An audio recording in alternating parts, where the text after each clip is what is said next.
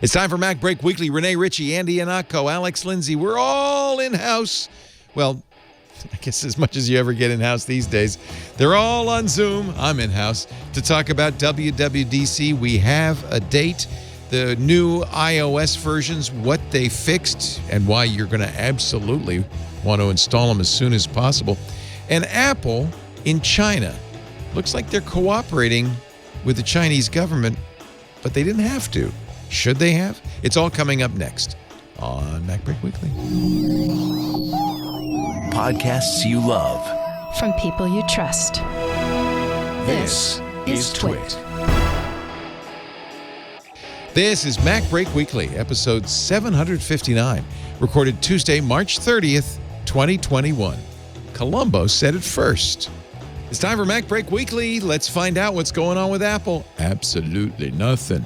But we'll talk about it anyway with Renee Ritchie, youtube.com.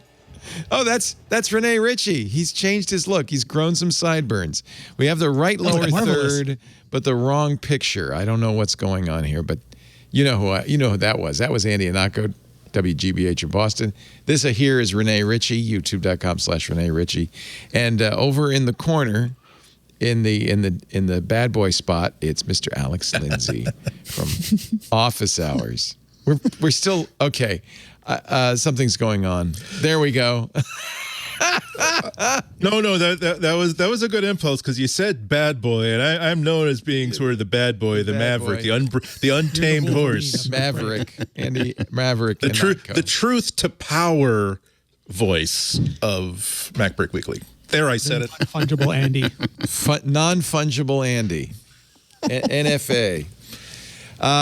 Yeah, there is one big piece of news, which is that Apple has announced WWDC. And, it's funny. We're right at the crux, as we were around this time a year ago.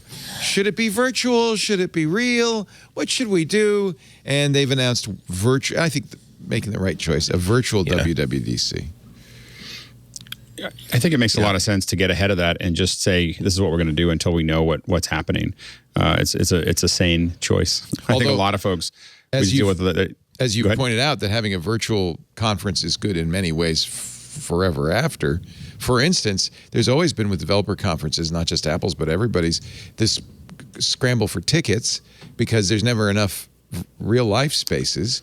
Plus the expense, non-trivial expense of flying to Cupertino and getting in a hotel and all that stuff. And while some developers can do that, there's a giant globe of developers that can't.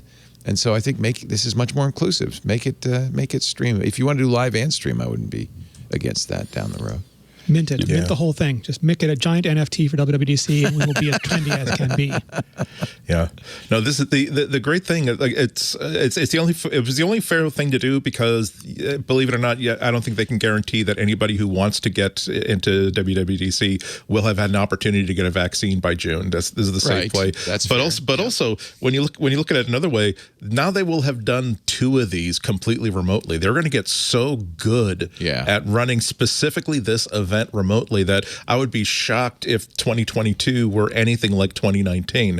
I mean, there's always going to be the value in having a human component there, of having a gathering of people and the energy that creates when you put lots and lots of humans together, for good or for worse. But I think that we're going to see an idea where, hey, we can make this a global event as opposed to, congratulations, the 5,000 of you who get to have those really cool denim jackets. The rest of you, well, stream some of it.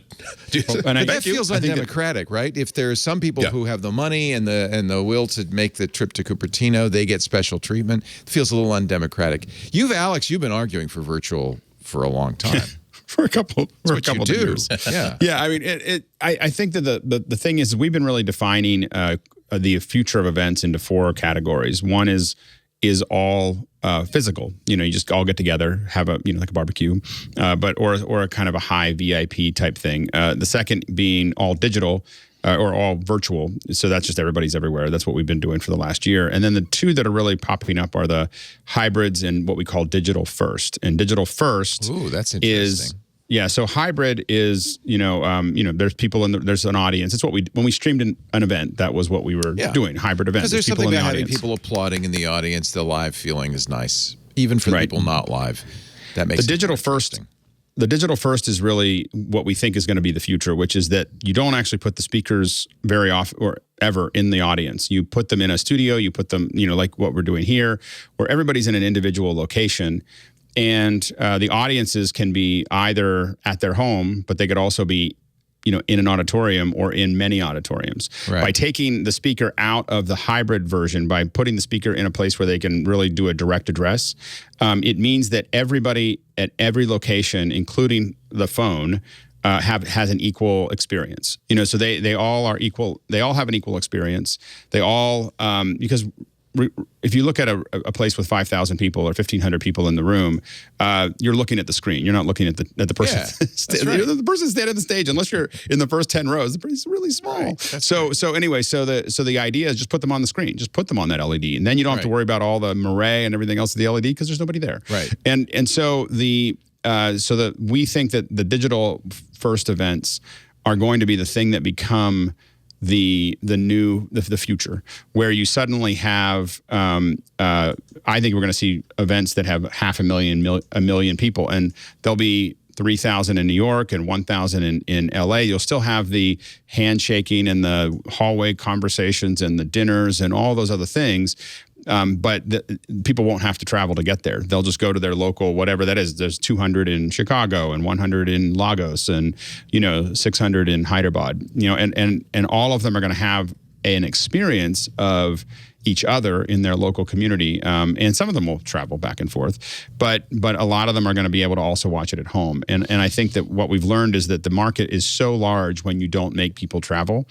What we see in events over and over and over again is that these events are way bigger when you don't have to either have a limited number of people that could come, obviously, or just force people to disrupt their life to go to the event. More people show up.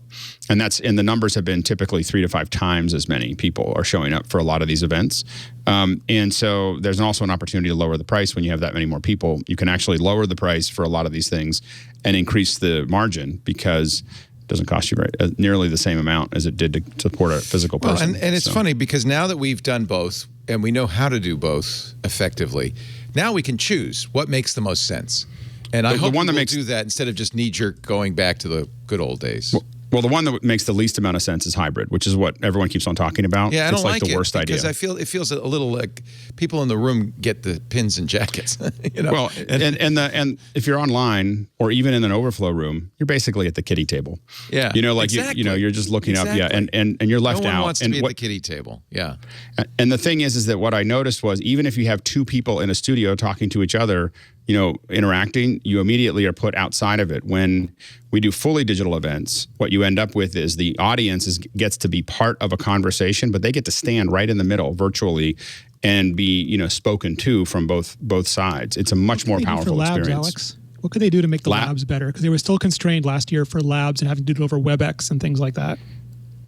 Well, if you give engineers the ability to, for instance, share a screen. So if they wanted to share the screen like this, and then you gave them the ability to circle things and talk about things and even do if they, being able to do this, being able to identify things and draw, different pieces of what you're trying to explain to them, you can actually do most of it. I will argue that it is easier to do the labs That's in an a environment skill, like though. He's doing telestrating of a screen. But developers just want to yell about their bugs, right? Like the developer wants to be there in your face. But he's also hands-on with hardware you don't get. There are some things. Well, but most of the labs, most of the labs that there are not hardware. Most of the labs are developer they're talking about a whiteboard. Yeah. There's developers with but they're that's looking WWDC. at software. Other Apple events are about hardware, so.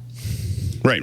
Well, as far as the launch events, if you're talking about that, I think that. Well, don't you think Apple will do the same thing with everything, or maybe not? Maybe they'll say. Well, I guess what I would say for a launch event is eventually when they bring people back to Steve Jobs Theater, if it was me, I'd play them a movie and then let them go play with the hardware. I know you've said that before. But it's just Why not? I think we're gonna. You've advocated that even in education, right? You've said get the best teacher, record the lecture, the Lindsay cut. You'll never ever do it again. The Lindsay cut, and then everything in person is homework and help and tutorials and stuff like that. Yeah. Well, what I've been learning over, a couple thousand hours of office hours is By the way, that was just this week. I just want to mention. Yeah, exactly. So the is, there are a couple different things when it comes to engaging people in this process. One is short, not a big long lecture, but short movies that describe concepts that you need to understand and that you need to do. And then the ability to, have some asymmetrical discussion on, we use Discord inside of office hours. We've got 1,000 people in there. So at any given time, there's a couple hundred that are talking.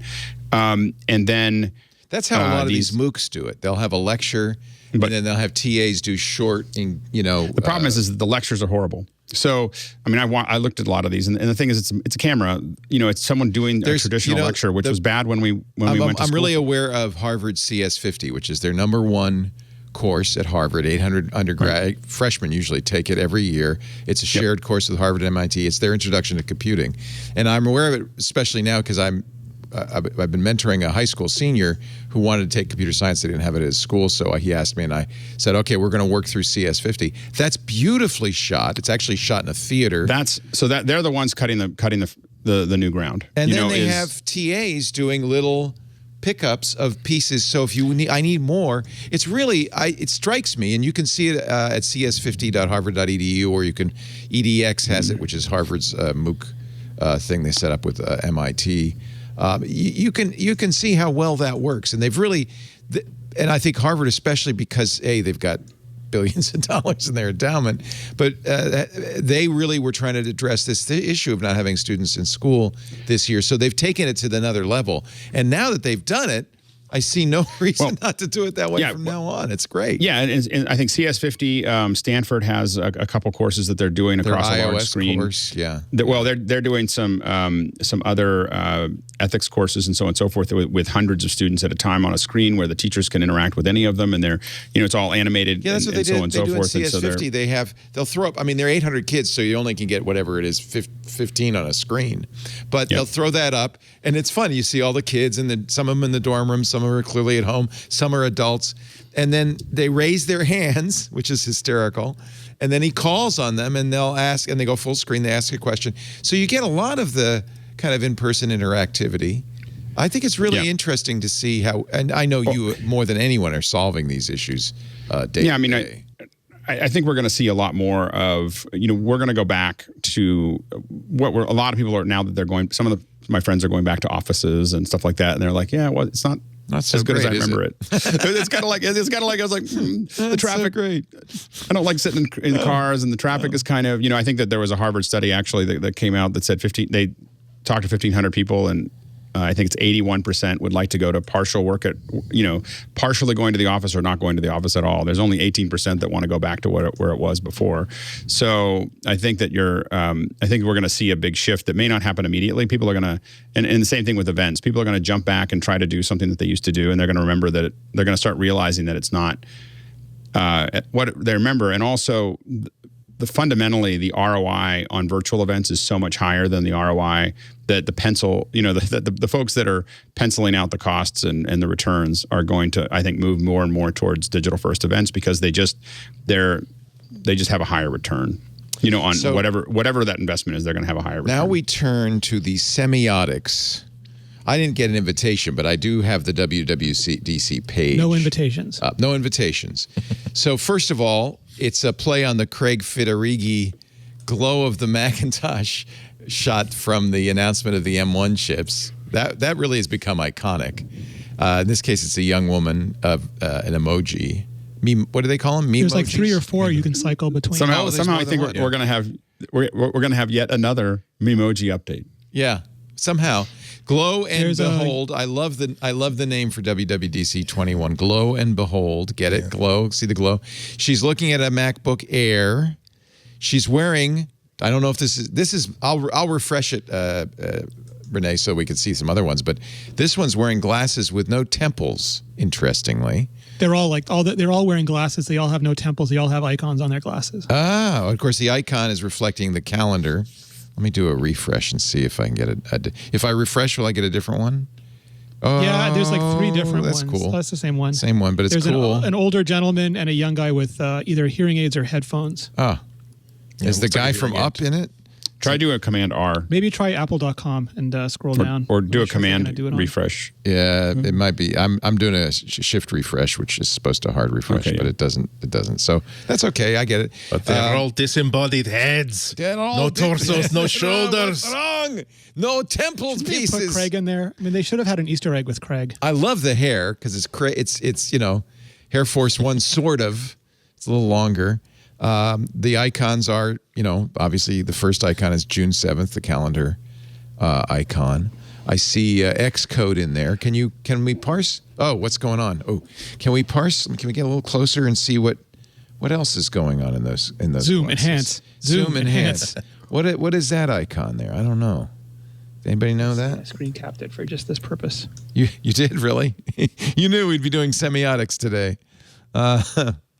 I wish I could have it. Yeah, Zoom. Well, Look, Zoom enhance. So I see the calendar in Xcode, but see to the left of the Xcode there's 3 blobs. What is that? Shamrocks? What is that? Nothing?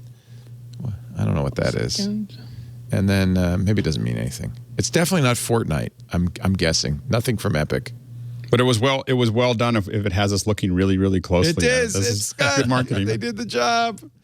There's Notice. terminal in there. There's contacts. There's... Yeah. 21 scheduled appointments on the 7th. Is that what that is? Is that the notification? So there's 21 tracks. There's terminal. I see the terminal to the right. I don't. Yeah. All right. We've probably gone far enough down this rabbit hole. It's the DevTools team having some fun. She has no nostrils. I don't know. Does that mean anything? Don't breathe. It's easier to wear a mask if you have no nostrils. Her eyebrows are impeccable. Somebody says And she has that, eyebrows. Is that an Xcode utility? Maybe. I don't know. It's res edit. Somebody said that's res edit. I love it. If only.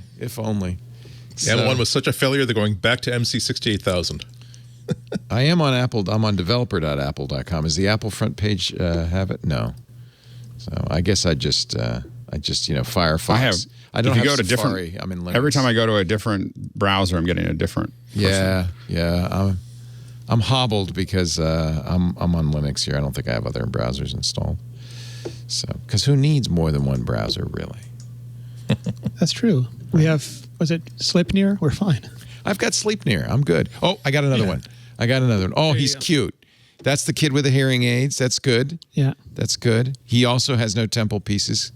Nope. He's got same icons, curly hair, and he's still staring into a MacBook Air. But his mouth is Ruin agape. his eyes. Looking that close to the screen. If I open a new page each time, and that's got her again. I'm just going to keep opening tabs. It's a fun game. There's one more. There's one more. Is it 3? Here, I got it. Here is the I other have one. a And new then one. on the Oh, you it's got it? me. Some old guy. That's the boomer edition, right? And if you click on Boomer with the dreads. Swift thing, you get a student version. Ah, okay. Greg Ullman. So let me Swift Morales. student challenge. Then I get one with a little cap. Student cap. Also hearing aids. Oh, I bet it goes through all the different students, but they have caps on now. That's interesting. Cool.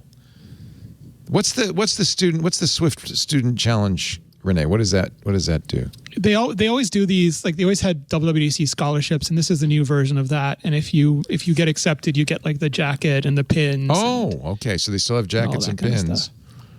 Yeah, well, if you get the Swift scholarship. Winners will receive exclusive WWDC 21 outerwear, a customized pin set, and of course a year membership in the Apple Developer Program. And for the rest of us, we'll be checking eBay shortly after the winners are announced. They're going to be on the blockchain. That's what people. Yeah, they really should have NFT pins. That's what they should do. That is, if I hear one regret with these non-in-person events is that there are no jackets and pins. People really. And we did them for charity. We didn't. There was a charity last year that I contributed towards I remember. that Yeah. made a set of pins for people. Yeah. So maybe that. So hopefully maybe, they'll keep but doing that it. was not an Apple effort, right? That was a third-party No. effort. Yeah. Community. I could see if you'd been to 20 WWDCs and you had the jackets and pins from all of them, that you'd be a little miffed that there was no 2020 or 2021 representation. I could see that. The collection Well, is there was now no broken. 2020, so Right. Yeah, we skipped the year entirely. yeah. We don't know what they're going to talk about at WWDC. Obviously, that's when they typically will announce iOS 15, right? They'll Yep. announce. Do they announce the next version of Mac OS? Mac OS 12. Will it be 12 or 11.1? What do you think? What's your guess? It's already in the code strings. It's 12. No, they've already had 11.1. 11.1's already out. Oh, that's right. They have to do 12. Yeah. They boxed themselves in. They went a decade with 10, and now they're going to Every year there'll be another one. Or enough of this. Will they skip 13? And it's lower than iOS. That's the part. It's like at least they should have made it Mac OS Jump to- 16. Like they yeah. should have kept parity. it what it was. Go for parity. Yeah. I think they're at pains. I don't know, but I would guess they're at great pains to say no, because remember when the iPhone came out, everybody said, "Well, it's just a mini Mac OS." And I think they're probably at great pains to say, "Oh no, there's a difference between iOS, iPad OS, Mac OS, TV OS. They're all different." Although trivia answer, technically it all is Mac OS. Excuse me, it is all OS 10. iOS is OS 10 with iPhone stuff. Mac OS is OS 10 with Mac stuff. Is it the mock kernel that makes it OS 10? It's the shared libraries, I'd have to go back to my research to know exactly what Programming it was. is the same. That was always one of the most brilliant things, and especially since we're talking. Was it last week that was the anniversary of the first release of OS 10? That this was such a far-reaching idea that no, we're not going to keep rewriting operating systems for every single device we put out. We are building something that we can then expand on or contract as necessary. Oh, here's another clue, Renee. You don't even have to look in the programming strings. Introducing Xcode 12. Yeah. So there you go. Right? Doesn't Xcode follow the Mac OS Shouldn't major it be 12 numbers? code? 12 Shouldn't code. last year have been 11 code and this year be 12 code? 10 code. It's 10 code 12. They're so inconsistent. Oh. A12X, but iPhone 10. Watch OS 7. We did get an update last week to iOS. I think it's emergency security update. Is that? Yep. Yeah. 0 day in the wild. Install There was a this great right thread now, on yeah. Twitter where someone pointed out that one of the best things you can do for iOS security is restart your phone because it is so hard to persist. Like a lot of the stuff will work, but it's so hard to persist them that if you regularly restart, what was it? They think like amateurs worry about threat mitigation, pros reboot their machines.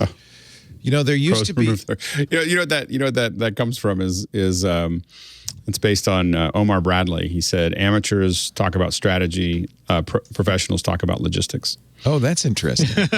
That's a whole I'm sure other that's what they're story. quoting. Yeah, that's a whole other story. So 14.4.2, if you have a late model iPhone, older iPhones which can't go to 14 also get the fix 12.5.2. Safari exploit, so it goes far back.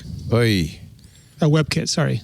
That's the problem. It's not Safari, it's WebKit, and everything uses WebKit, including Chrome and Firefox and any other browser you're using. Plus, WebKit's widely used for rendering in a lot of applications and things like that. So, yeah, that's pretty vital. 203.9 megabytes in most cases. Did Apple put out a security bulletin yet, or sometimes they wait for a while to do that? I haven't seen one yet. Okay. Yeah, but we know it fixes 0 day. So do it. Yeah. Do it. Do it. Do it. Okay, let's move on to another topic. Renee Ritchie, Alex Lindsay, Andy Anako, the whole team is here. And the bulletins are up, Leo. The bulletins are up now. All right, so we were talking... processing maliciously crafted web content may lead to universal cross-site scripting. Apple is aware of the report that this issue may have been actively exploited. Oy. And then they have a credit. So that was what makes it a 0 day, is that not only is it discovered, but it's also in the wild at the same time. And that's why the patch is so urgent. Okay, good to know. Good on the red team, at least. Yeah. Do we know if it was a third party discovered it, or was it internal? Yeah, it's credited. I'll show you those. So that's another thing. Good on Apple. For a long time, they resisted this idea of bug bounties. They didn't want to get in a bidding war. But Clement, it's Google Threat Analysis Group and Google. Yeah, it's pretty funny because it always seems to be Google nowadays that finds these bugs. They're good. They have the best. They really do. They have. Because if Apple had been able to find them, they would have found them. Sometimes you need an outside team that's not using the same procedures to find stuff that the regular vacuum cleaner doesn't pick up. Yeah, but on the other hand, you don't hear a lot of Apple found a bug in Google's code. Apple considers Google a bug in general. Yeah, right. Yeah. Well, I mean, Google has 3 advantages. One is like anything Apple finds internally, they just fix. They don't credit it to Apple. Yes, Apple found something, they just fix it. But also, Google's using a fork. Like Chromium is a fork of WebKit, so they might find things, as part of their development process that come from the shared components. I forgot that Blink, which is Google's engine, is actually just a forked WebKit. Oh, that's really interesting. KHTML1, Leo. It wasn't. It wasn't that's IE, right. It wasn't Trident. It came from KHTML1. It was KDE originally. That's right. And Conqueror, yeah. Conqueror with a K. Wow. You're going to be. I'm nominating you for our historian, Renee Ritchie. You're the guy with the elephant memory. Apple has been talking about whether or not to come back. They are encouraging staff to get vaccinated. This is from Mark Gurman.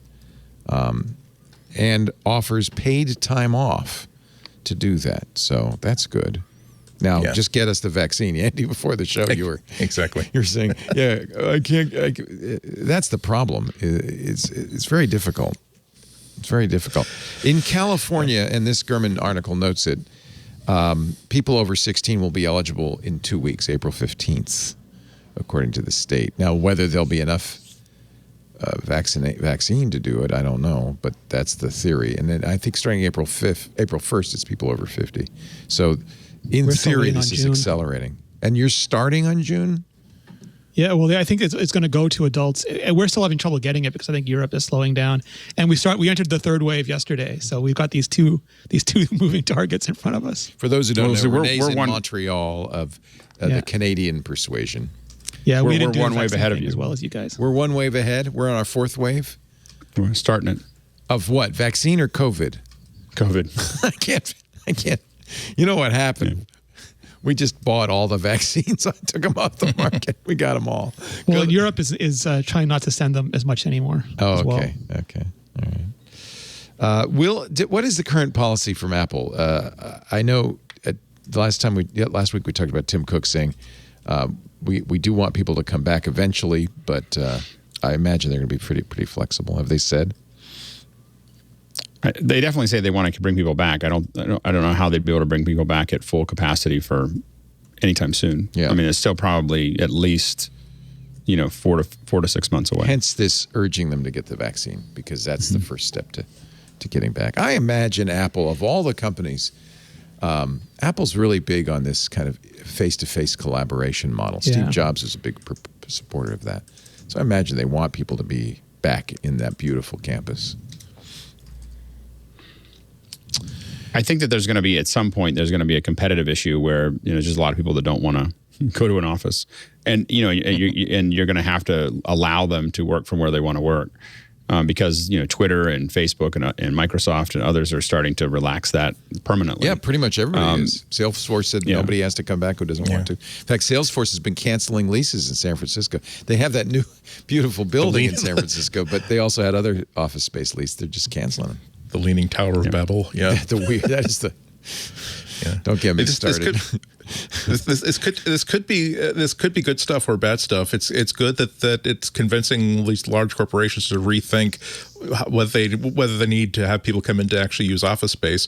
But it also means that they can also rethink, well, gee, if we can have people if your job can be done remotely, why don't we just have your job being done by an outsourcing company anywhere in the world instead Russia of paying you? Yeah. That's not going to ask for benefits. It's not going to ask for. So we're going to see the fallout from this over the next 5 or 10 years. Yeah. I mean, I think that the issue is that there are a lot of people who thought that the problem is that there's a certain culture that it's hard to hire people, wholesale, somewhere else. That's been the challenge. I mean, definitely if you're just pushing pixels or writing some stuff, it might make sense. But if they can access those talent bases, most of them have already. You know, like it's not like this is the thing that pushed them over the head. They're most of them have teams in Chennai and so on and so forth already. Right. Apple, but I can see them adding more people to the. I'm just quickly. I can see them saying, "Well, gee, we thought that we couldn't outsource this, but it turns out that I think that we can." I think that a lot of people who made it, who don't know how close they came to losing their jobs 3 years ago, might lose their jobs in the next 2 or 3 years. Right. That's how I'd put it. There's inertia too. You know, people exactly just go along, and there is a certain amount of inertia here. I don't know. I don't feel any urgency to get people back in the office. Certainly, we're doing the same as Apple with our small 20-person team. We're saying get the vaccine, and John, a lot of people have gotten it. I would say probably a third of them have gone out and gotten it, and that's still not enough to bring everybody back. Apple is one of the top. Actually, Apple is the number one acquirer of AI companies over the last 5 years. This from GlobalData, financial deals database. Apple, over 5 years, has acquired, wow, look at this. 1, 2, 3, 4, 5. On average, it looks like about 5 a year. They don't make Apple doesn't make announcements. I mean, in 2020, do you remember when Apple announced they bought Inductive, Subverse, Voices, Xnor.ai, and Vilinx? No, I don't. The year before, Drive.ai, Laserlike, Pullstring, Spectral Edge, and Lighthouse AI. The year before that, Sales, Silk Labs, Spectral Apps, Lattice Data in 2017, Pop-Up Archive, RealFace. I like that. RealFace. Shazam. I remember when they bought Shazam. That's the only one so far of all of these that I recognize. Desconnect, Sensomotoric, Regained. It's like reading license plates. Emotient, Tuple Jump, Turi, Flyby, and Glimpse. Glimpse, wait a minute though. That's Glimpse with an I. I don't know. Is that the Glimpse the mapping Glimpse? I don't know. So out of these two, I know. Anybody recognize any of the others? Well, it's a lot less. It's if you show any talent at something, it's a lot cheaper to buy you early than wait for you to get bigger. That's right. So. I do recognize, actually, I take it back. In 2019, they bought the patents of Lighthouse, which was a sponsor here. Remember the Lighthouse? Actually, it was brilliant. It had LiDAR in it, and it was a mapping. It was a security device / camera that you'd put in your house, and it would map with the LiDAR with 3D in the house. It did true time to flight LiDAR, and then it would, using LiDAR and cameras, be able to identify people. It was a pretty cool product, but it failed because it was too expensive, I think. But Apple has apparently acquired the intellectual property.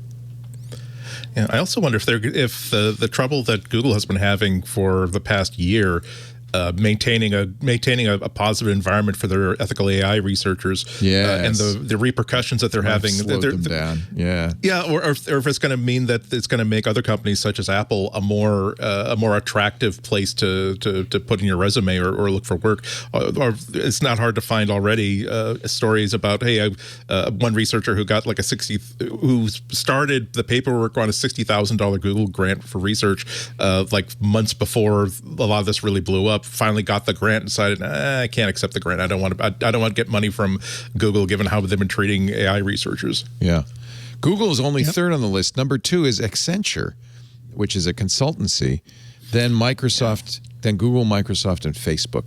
But what this list is just by company. What it doesn't say is, one company might have had 5,000 employees and one 2. Right. You don't really know, the real volume of the one of those might be Instagram. Yeah, exactly.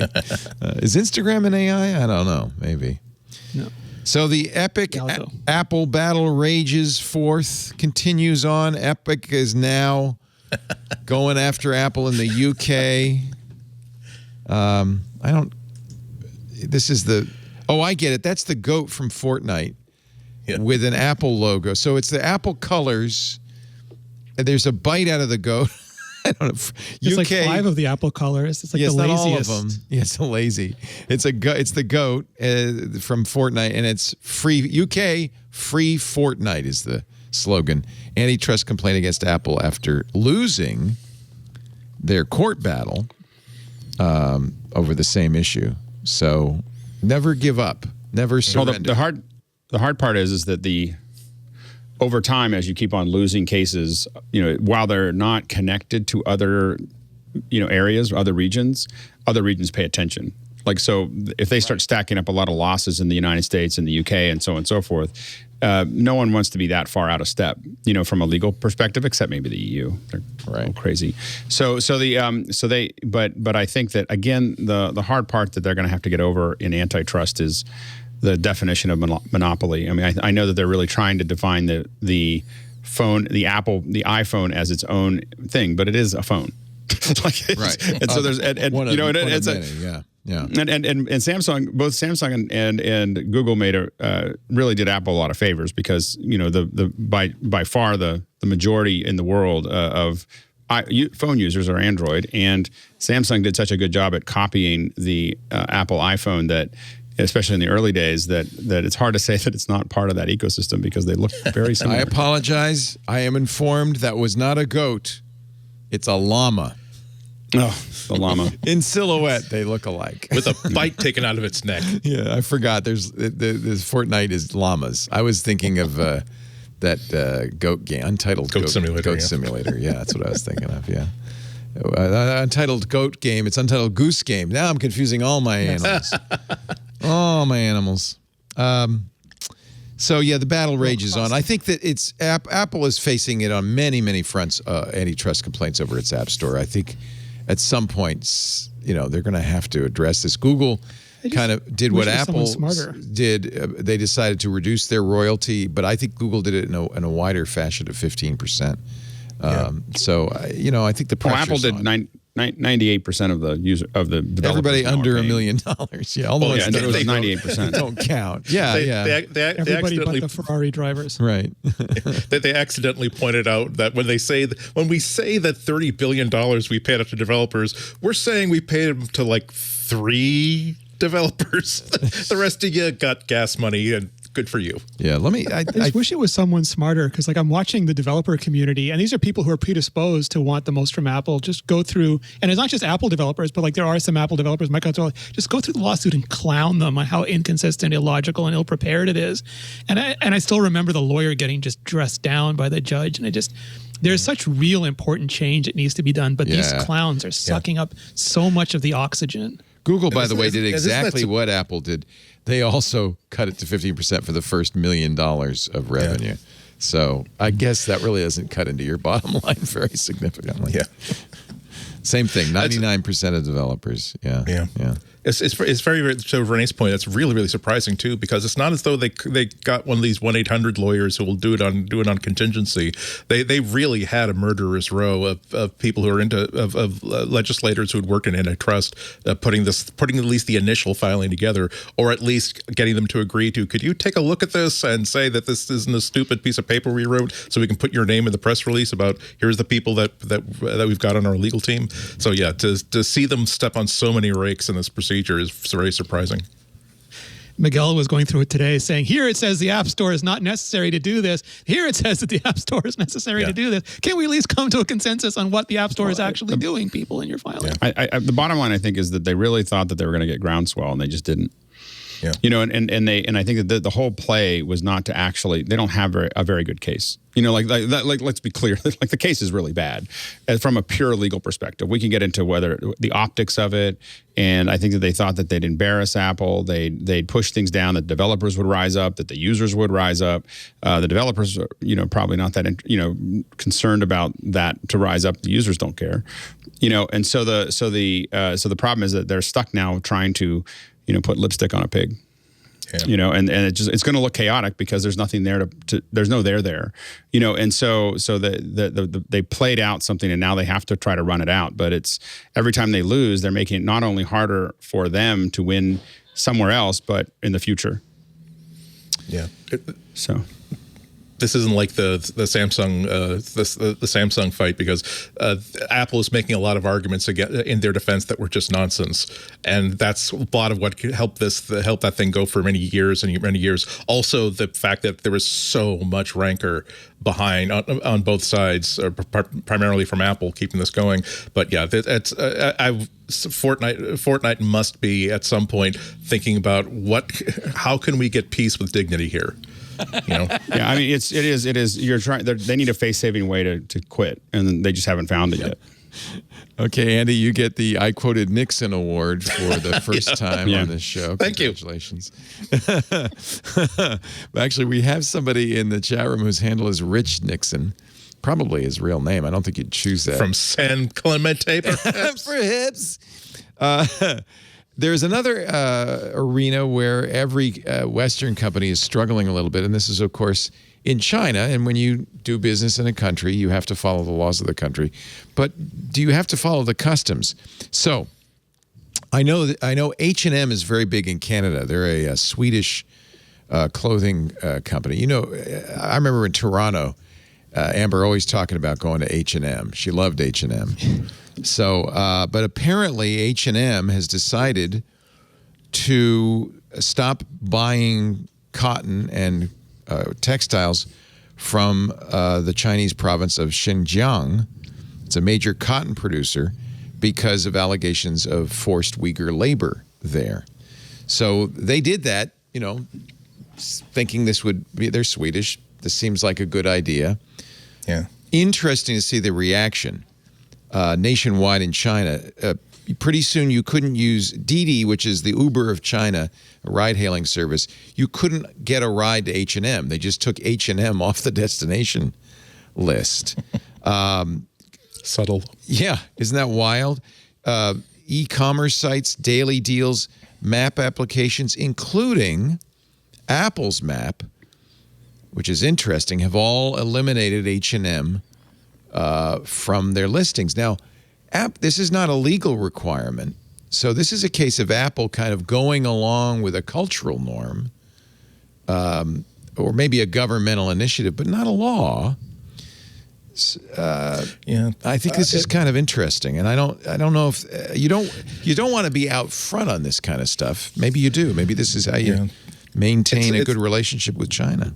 Yeah, it's something worth discussing. As soon as I read this story, it made me wonder for the first time: does Apple Maps rely on a data set that's controlled and provided by China? Why. Yeah. Are they not? Because I could imagine that they're not allowed to. Hey, we want to send these cars equipped with cameras down every street in China. So you nailed it. Maybe that's the reason why. Yeah, because Baidu Maps, which is again Baidu is kind of the Google of China, immediately did it. Maybe Apple's just using Baidu's data. I bet you're right, because I don't think Apple would say, "Oh, let's get rid of this. We got to fix this." You know. Well, no, I believe that if the government said that, hey, we need you to do this, they would probably do it. I don't think Apple has demonstrated any amount of spine when it comes to this topic. Yeah.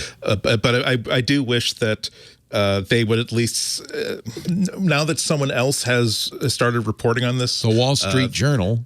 Yeah, it would be nice if they had if they made a comment, or if they simply said that, hey, this is where we get our data from, or this is how Apple Maps gets its data. So if they had an out, it would be nice for them to say, hey, look, we're not, our hands are by no means clean, but our pinky is clean on this one. H&M has 400 stores in China.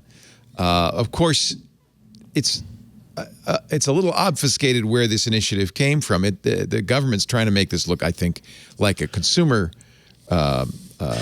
kind of boycott, but it's in government-run newspapers. Every government runs everything, including social media, Weibo, and so forth. H&M said on its Weibo account Wednesday that it followed international guidelines for supply chain sustainability and that it was, quote, committed to long-term investment and development in China. But Chinese social media users have been lambasting H&M, saying you want to do business in China, but you don't want to buy our cotton. Well, screw you, basically. Yeah. That's a real groundswell of AstroTurf support. Yeah, I have a feeling it's AstroTurf, but we don't know exactly. We don't know. But it just reminds us that Apple has to tread a certain line there. That I understand that there are a lot of things that they have to deal with if they want to be a global technological power. And also, as much as I like to honk on about, gee, I wish Apple would be more clear about where the line is with China, I keep reminding myself that a lot of human rights organizations have said that in general, it's better for it's maybe more positive for a company like Apple to stay in China and be able to provide services to some of these people who are at a time when they absolutely need some sort of service that they can use to unite or talk or communicate or at least exist in some sort of sphere of freedom than to simply pull out completely. However, this is another one of those cases where I really wish Apple would give me some clarity on exactly why these things happen to Apple products in We China. should also mention that in the U.S. Customs and Border Protection has in January banned all tomato and cotton products from Xinjiang, which is 87% of China's total cotton output. So the U.S. government is behind a boycott. Yeah. But maybe Apple, it's complicated. Go ahead, Alex. Apple and other companies can see that this could get more ugly, I think, and I think we're seeing a lot of companies diversifying their supply chains as a result, and so and both diversifying their supply chains and diversifying their dependency on China. I think a lot of people dived in as the next new thing, and it's starting to get a lot of folks are getting pretty uncomfortable with that situation, and so I think that there's a lot of not taking a hard stance, but it doesn't mean that there isn't movement. It's just that it's not sudden. Yeah. By the way, was there an Apple event today? No. So we're hoping for invitations for an event on the March, 6th. no. So there will not be a March Apple event. I think we can say that with certainty at this point. No. You think April 6th? Is that your... No, we were waiting. Like everyone was, when the WWDC thing came out, everyone was like, are there going to be invitations for an April 6th event today? Nothing. And they're like, oh, maybe not. Totally do that. All right. Speaking of supply chain, I got a supply chain story for you coming up in just a bit. Mac Break Weekly, Renee Ritchie, Alex Lindsay, Andy Anako. I shouldn't really have to reintroduce you guys. You have only been on this show for, 15 years? But anyway. But it makes us feel like part of the group. Yeah. We enjoy it. It's what they do on validating. big time podcasts, so I want to copy that. Intel finally, Pat Gelsinger finally told us what Intel's plans are. He's the new CEO. They have plans. They have plans. Woo, there's a roadmap. There was quite a drumbeat from a lot of people saying that Intel should stop making their own chips, that the mistake Intel has made was doubling down on the fabs, doubling down on integration, making, designing, doing it all the systems on a chips, and that's what has hurt Intel. And one of the reasons they couldn't keep up, they were stuck with a 14-nanometer process. One of the reasons Apple abandoned them to move to Apple Silicon. Well, Gelsinger has doubled. It's gone the other direction. And actually, I'm not sure it's a bad thing. Gelsinger has announced that they are going to build new fabs in the U.S., new $20 billion fabs in Arizona. They already have fabs in Arizona and Oregon. And even that they are going to go after chip production for Apple, that they want to make the M1 chip. For those terrible Apple computers that can't flip around. Isn't that hysterical? So I don't look. I agree with you. We talked last week about these Intel ads. We agreed with you. I agree with you. Justin Long will never again work for Apple. But I don't think at that level. I think I could see Apple if Intel made a good offer and could hit. What is it now? It's 7, and they're going to 5 nanometers. This is a company that never went back to NVIDIA. This is I can see Apple not just being salty about the ads, going, "Oh, you thought that was good marketing? Oh no, we can't trust you with a fab." That was Steve Jobs, right? I mean, Tim Cook is the thing here that's scary is that he's being much more realistic about their capability as a foundry, and they're only moving to 7 nanometer. Their version of a 7 nanometer process. Those are marketing names, so the actual sizes don't really. There's no universal way for measuring sizes. So their 7 nanometer will probably be analogous to Taiwan Semiconductor's 5 nanometer, which they rolled out last year with Apple. But they're only going to get to 7 nanometer in 2022, 2023. So that would be kind of a showstopper. Apple's got TSMC. Apple will be at 3 nanometer by then with I don't see. They would have to demonstrate superiority of foundry to win Apple's business, not just interest in way behind foundry. On the other hand, and this was Gelsinger's point, is we see a real opportunity for making chips in the United States so that countries are not dependent on China and Taiwan and other Asian manufacturers they at least have a second source. And I'm sure Apple, I mean, does Apple have a second source for the M1 or is it all TSMC?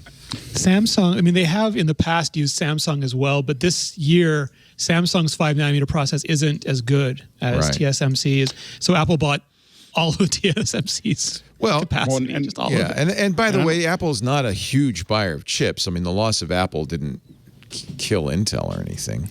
Well, and I believe that if I'm correct, that Intel had a history of producing the best version when Apple has diversified iOS hardware.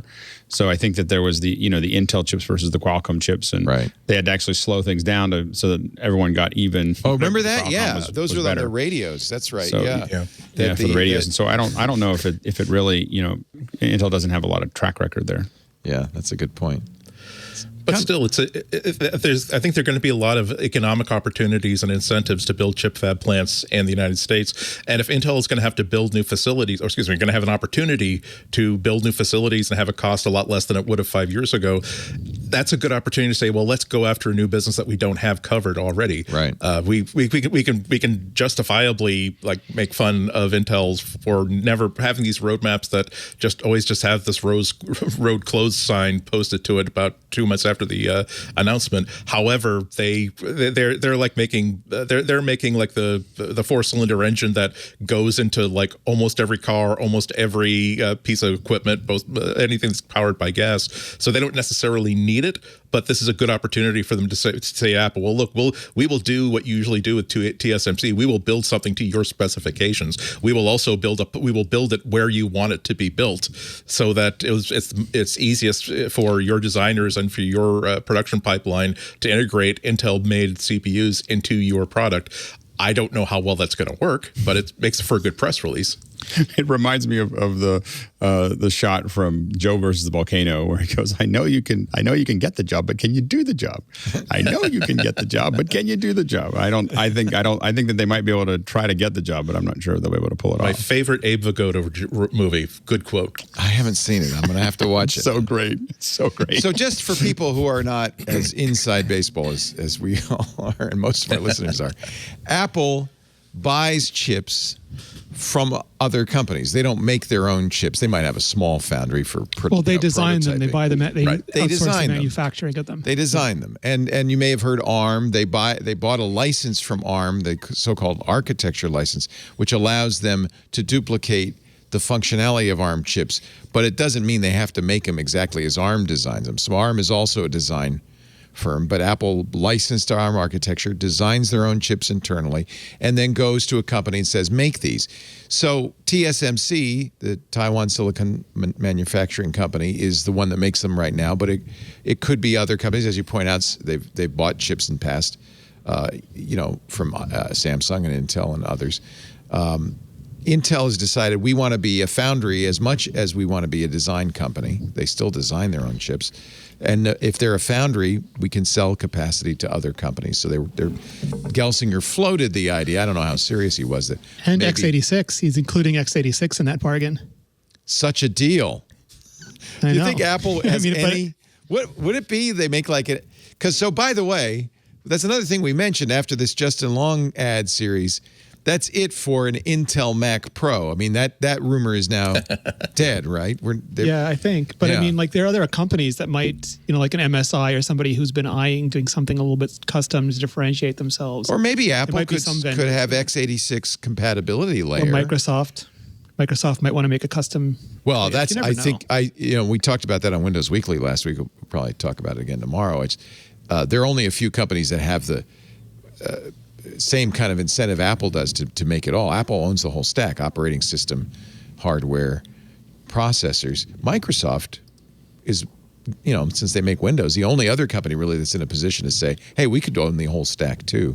But Google, but they're going to go ARM. Google, they're already going ARM for their SoC work. But the only thing with Microsoft is they might move to the cloud before they move to the silicon. That's the only thing I don't know. That's what I totally Whether Windows think becomes a service before it becomes silicon dependent. Happen. Yeah. This is the year that Microsoft's virtual desktop ships.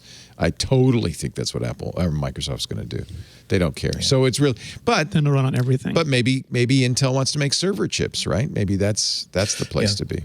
every American company who has the ability to create chip plants in the United States, this is a really active time, because remember, the Biden administration has basically said we're going to take about a year to decide how do we address shortcomings in American manufacturing, or how do we relieve American dependence on specifically Chinese manufacturing in these specific sectors.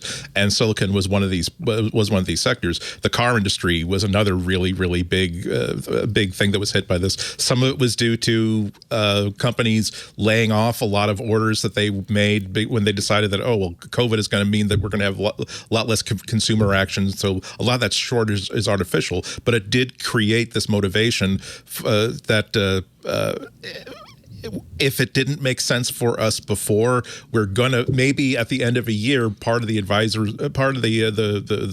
battle plan, so to speak, is that the government is going to give us, is that we're going to make it so economically viable for you to build a plant in a congressional district that needs some help, that we're gonna basically totally change the board to move us from being 47% of the industry, but only like 18% of manufacturing, to maybe bring that closer to 30 or 40%.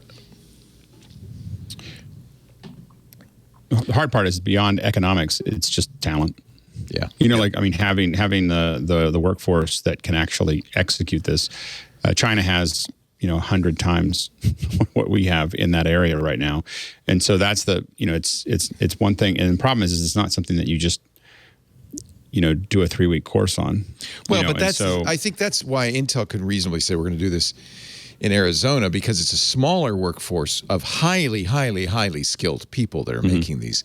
It's not, you don't need a massive factory to crank out, as many iPhones as China cranks out. So, and the interesting thing is that what will probably bring it back to the United States is a lot of the automation that Foxtron is working really hard on, and so.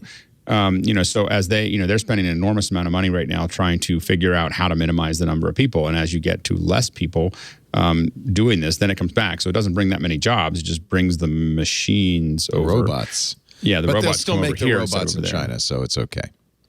Right. Consumer Reports says the iPhone 12 Pro Max is one of the best smartphones of 2021. One of.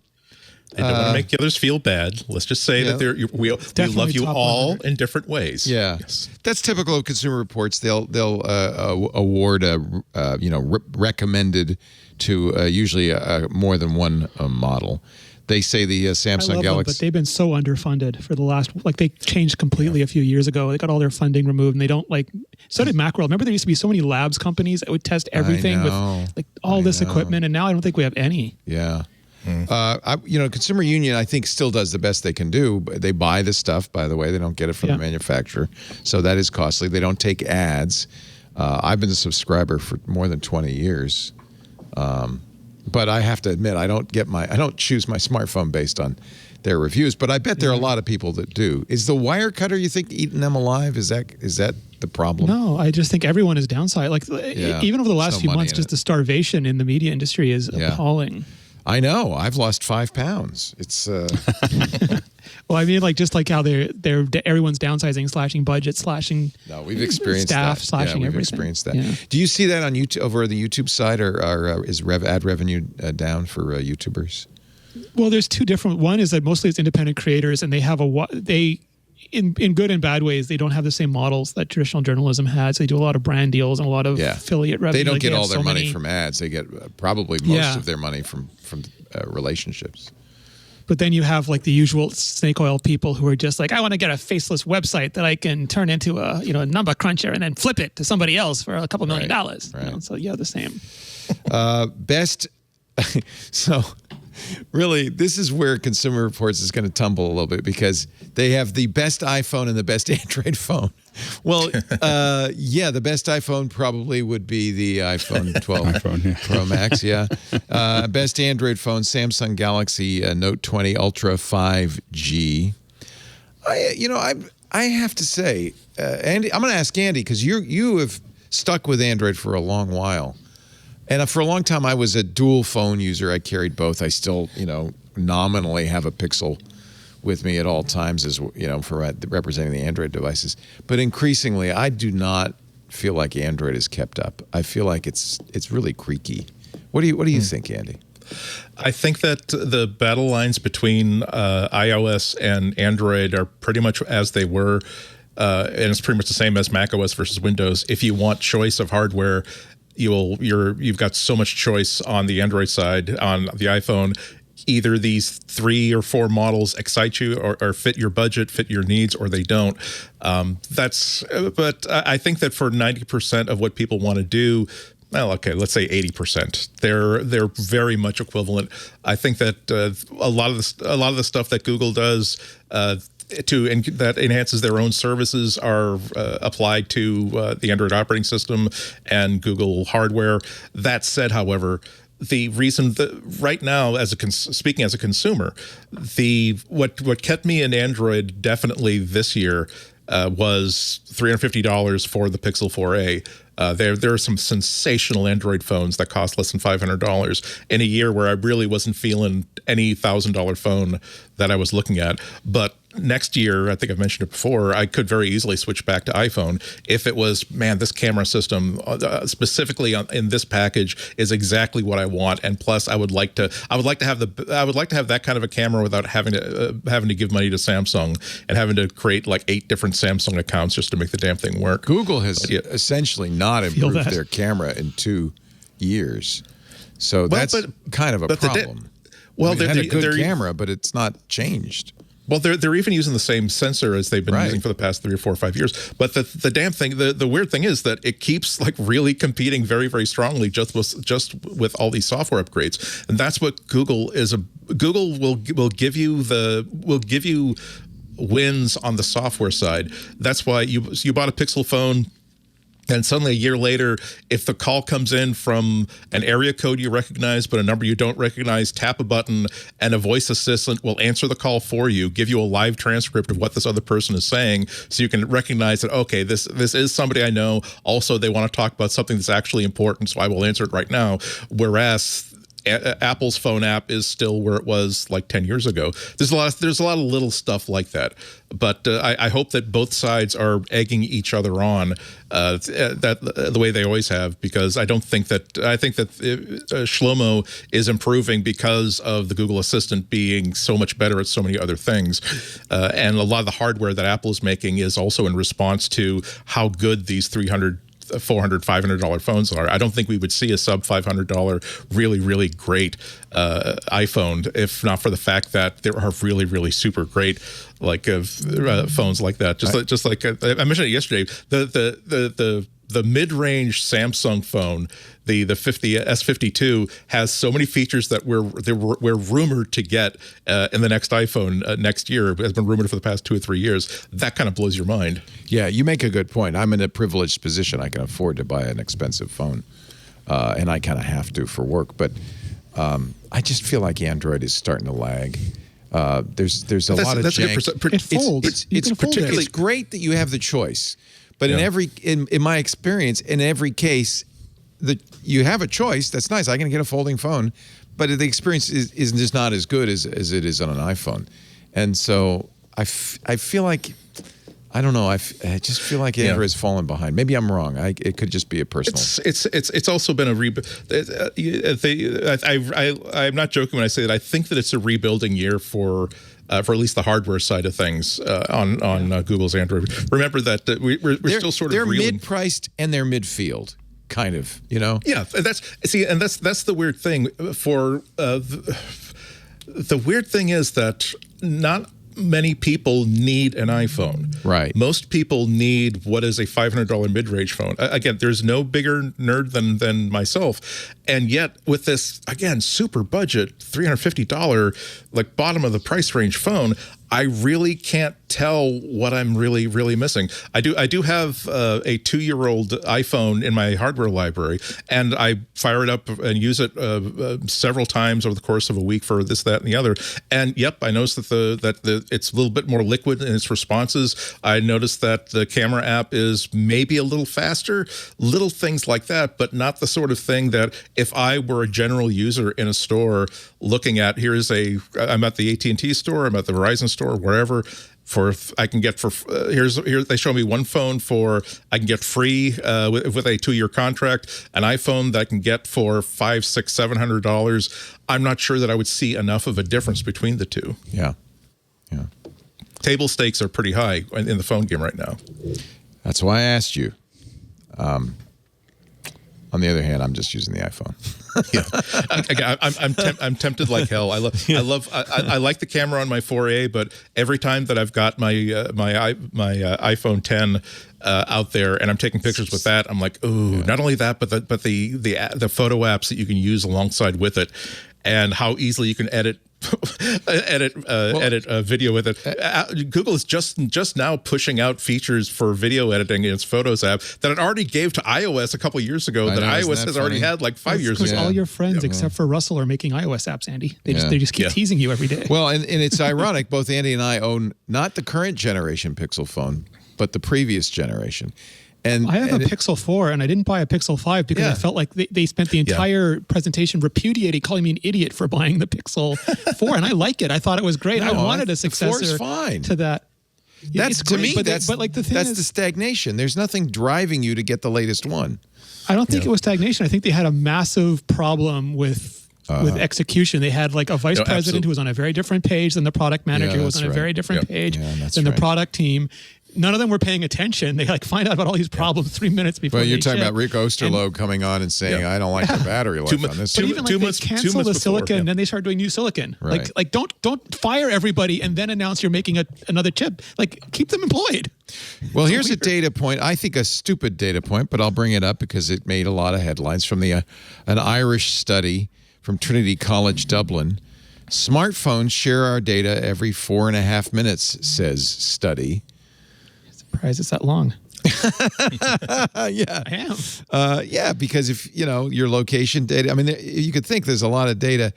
The study noted that Google handsets collected a notably larger volume of handset data than Apple, a megabyte being sent every 12 hours for the Pixel handsets compared to 52 kilobytes every 12 hours from the Go's iPhone. got to be constant, and so does the carrier's got to be monitoring you constantly. The other thing is, they said the data potentially sent back by the handsets included the, IMEI and the Wi-Fi MAC address and the hardware, but potentially doesn't mean it is. They tell us we'll hatch more eggs if we share our data constantly with them. That data is going to them, and they're not doing it for the goodness. You're talking about Pokemon Go, of course. Yeah, like that knows every. Like I turn off everything, but they're like, you'll hatch eggs twice as fast if you give us location. Okay. Yeah. And every time you're on a Wi-Fi network, you have to send your MAC address. That's just in the packet. Apple randomizes it, but like the carrier, remember the carrier was selling, they were caught selling our location data to bounty hunters and but that's an important point that this study didn't even bring up is yes, the Apple iPhones are sending MAC addresses. It's just, it's different every 15 minutes. Yeah. And they didn't even mention that. I mean, I have to say this is a pretty dopey study, but I thought I'd bring it up. It's important that we bring it up because when you have studies that are this bad, it makes it hard to present the real argument with real evidence. I agree. And so that's a problem. Yeah. So it's not helping. We'll debunk it. It's kind of a meaningless number. If you're using the Map app, I'm hope it's sending our data more than every 4.5 minutes.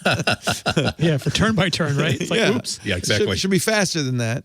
If you're on Wi-Fi, it sends that. It has to send every time it sends a packet. It's sending data. So I don't. It's meaningless. I hope so. I hope he gets his. It was PhD. like there was another article that said Instagram was the most data hungry app based on the things that it was shown to be collecting when they put the App label. Store labels live. Yeah, it has the biggest label. I mean, okay. Congratulations, you have the biggest label. If anybody wants to go to Disneyland, it seems to me premature, but if you wanted to, you could use your Apple Watch to get in.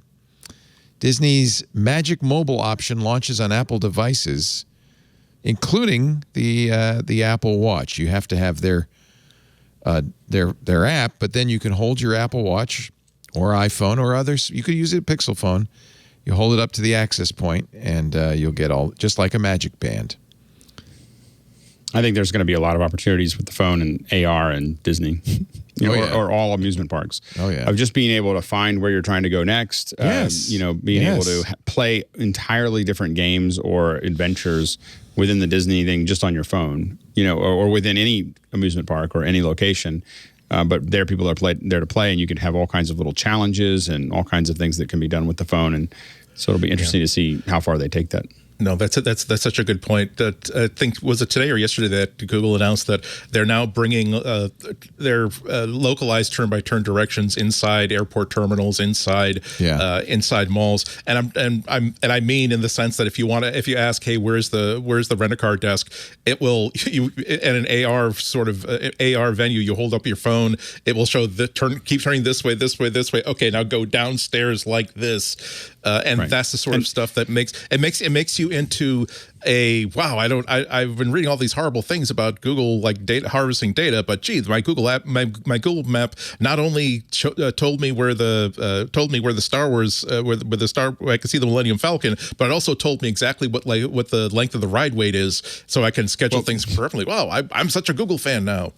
Well, the people who are not going to be Google fans about that is that the AR that is probably going to be the number one use for AR soon. Is just, I want to know where I'm going inside of a venue. Of course, the fight that we saw in sports a while ago may come into this, which is that Google doesn't owe anybody anything that is on the walls, and so when you go up to do this, it could replace all the ads, all the billboards and everything else in the airport all the way down with their own display ads. They don't need to.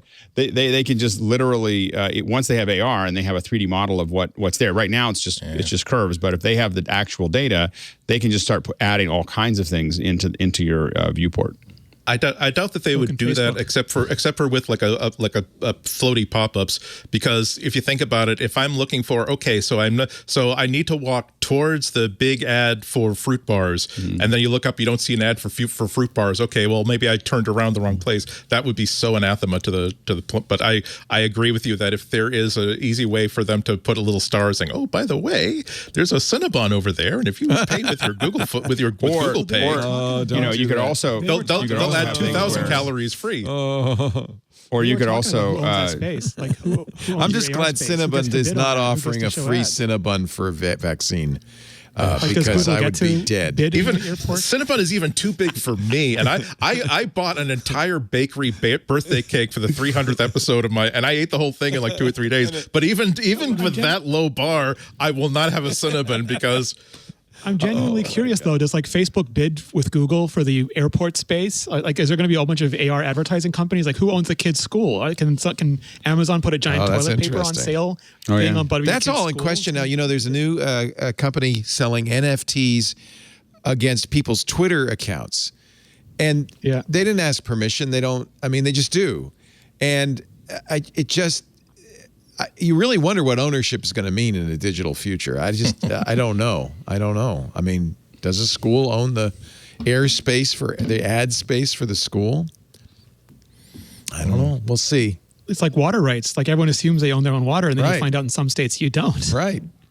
They'd have an awfully hard time blocking a phone from receiving ads from one specific ad carrier, though. That would be so technologically obnoxious that it would violate some sort of a law, I think. So would it look like Wreck-It Ralph? You'll show up at your kid's school and you put on your glasses and there'll be 800 ads. Like it looked like Hong Kong in the 80s, 800 ads over your kid's school. Yeah, great. Oh, it would have kept me awake in like 2 in the afternoon on Thursday, that's for sure. We're just not made to handle this new. I'm waiting for Alex to fix this. So boomers get the vaccine. Boomers also get the Apple Watch. And a new study from PLOS One says that if you're wearing an Apple Watch, it can be used to diagnose your frailty. Your frailty. It's good. I need that. Yeah. Actually, this was a study with 110 participants supplied each with an iPhone and Apple Watch, running some special research app called the VASC Track. They were followed for 6 months. They did something called 6-minute walk tests, performed both at clinics and at home weekly. That's one of the things the VASC Track app does. And apparently the 6-minute walk test is the gold standard for frailty. If you can walk 300 meters in 6 minutes, you're good. If anything less, you're frail. And so the Apple Watch actually turned out to be about 90% accurate in predicting frailty. They got to come up with another word to say it. Isn't a good word. Make it like the purple ring or whatever. Yeah. Don't say. Yeah. Here's your badge. You scored 800 frailty points this week. The watch, keep it up. Essentially, the data the watch was collecting matched the data the 6-minute walk test predicted. So without doing a 6-minute walk test, in other words, just by wearing your Apple Watch, you're actually a clinician could actually use the data from the Apple Watch to get that kind of information without a 6-minute walk test, I guess is the point.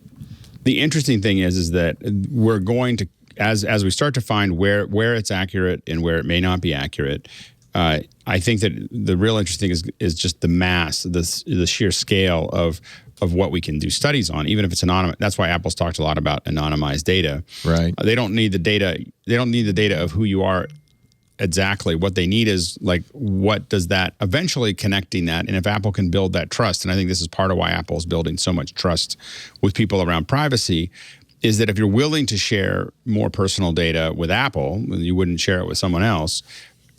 The amount of data, if they start connecting your medical situation with what the watch is returning, they're going to see all kinds of things. They're going to see all kinds of things that are important, like they'll see precursors to heart attacks and strokes and a variety. They'll learn that you have Parkinson's, maybe 6 years before you have it, because there's some weird little thing that you do with your wrist that no one's going to notice. You're not going to even notice. And now you can be treated earlier. You can slow it down. You can Alzheimer's, all these things. There'll be little ticks that you can't see in real time. It's kind of like watching, watching a time lapse, that you'll see certain things that you just, you can't see. Like I did a time lapse the other day of the clouds outside my house, and it's fascinating. You think of them as like they're just sitting up there, and you barely ever see them moving. When you run it for 4 hours, you just see this incredible dance of stuff going through it, and you really see how fluid it is. In the same sense, you're going to see a lot of things where you're going to see a lot of data. You're going to see things that you couldn't see in real time, and with individuals that with all their data all hidden.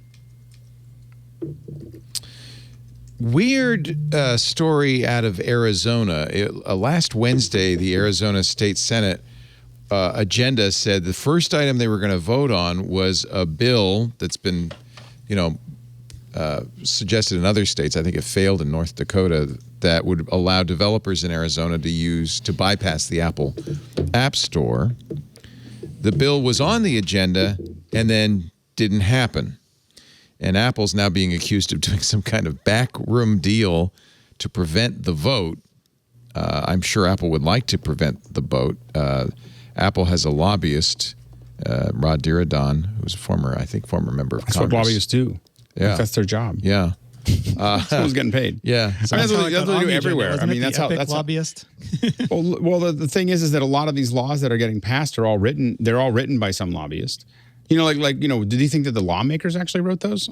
No, exactly. Right. So the thing is, they look exactly. I think that they found that the Arizona one and the South Dakota one looked exactly the same, or almost exactly the same, and it's someone else writing it, and then they hand them. Yeah. So the thing is that. They're not, so to say that it just means that one lobbyist was more effective than the other lobbyist. I mean, it's not somehow, it's not any more manipulated than it was anyway. David Hennemeyer Hansen, Basecamp co-founder, and a guy who's been very critical of Apple. Remember that run-in they had with their Hey email app with Apple, said, seeing how the lobbying, he started saying corruption, obviously, works this close and brazenly is something else. But Apple can't buy all the legislators in all the states, so he's lobbying for passage. I just wish his Twitter account wasn't on fast forward when his brain's on rewind. Like he's such a smart person, but he tweets without any. That's Twitter, he doesn't man. investigate anything. That's what everybody does. Exhausting. Actually, remember that DHH was also the guy who stimulated an investigation when he said that Apple Card discriminated against his wife, who got a lower credit limit than he did. That has now been fully investigated, and Goldman Sachs has been exonerated. The FTC says, nope, we cannot find any discrimination in the Apple Card credit limits. So another example of DHH tweeting with his mouth, not his brain. I like David. Smart guy. I just wish he would get some. No, I like him great. I just wish he would think like he would give himself a day before he composed his tweets. Well, but it could have been there was a backroom deal. We don't know. So, but that's what people do. But he's got Twitter. a huge platform for the we don't know. That's what people do on Twitter. That's what Twitter. I am a firm believer that with big audience becomes big responsibility. Yes, yes, that's an interesting thought. Apple is apparently developing a new remote, hallelujah, for the next generation Apple TV. This story from 9 to 5 Mac. 9 to 5 sources tell them the model is being developed under the codename B519. The current remote is B439. So we know there's something new in the mix. I don't think I actually don't think it needs any of the buttons. Like, the thing is, any app now that requires me to use the buttons, I'm just like, oh, now I got to look down at night. Like when what would you do on screen? I literally will almost always interact everything from the top part of the remote, just that whole area. What about a volume rocker? And I don't. I guess my system is set the way my system's set up. I can't really do volume, so that might be part of the problem. No, I do volume, but it's separate from. I can't do it through the Apple TV. You have to go over to the amp and turn it up. Yeah, surround sound and all this other stuff. So I don't. So anyway, so without that, I guess you could have volume rockers. But outside of that, I don't need any.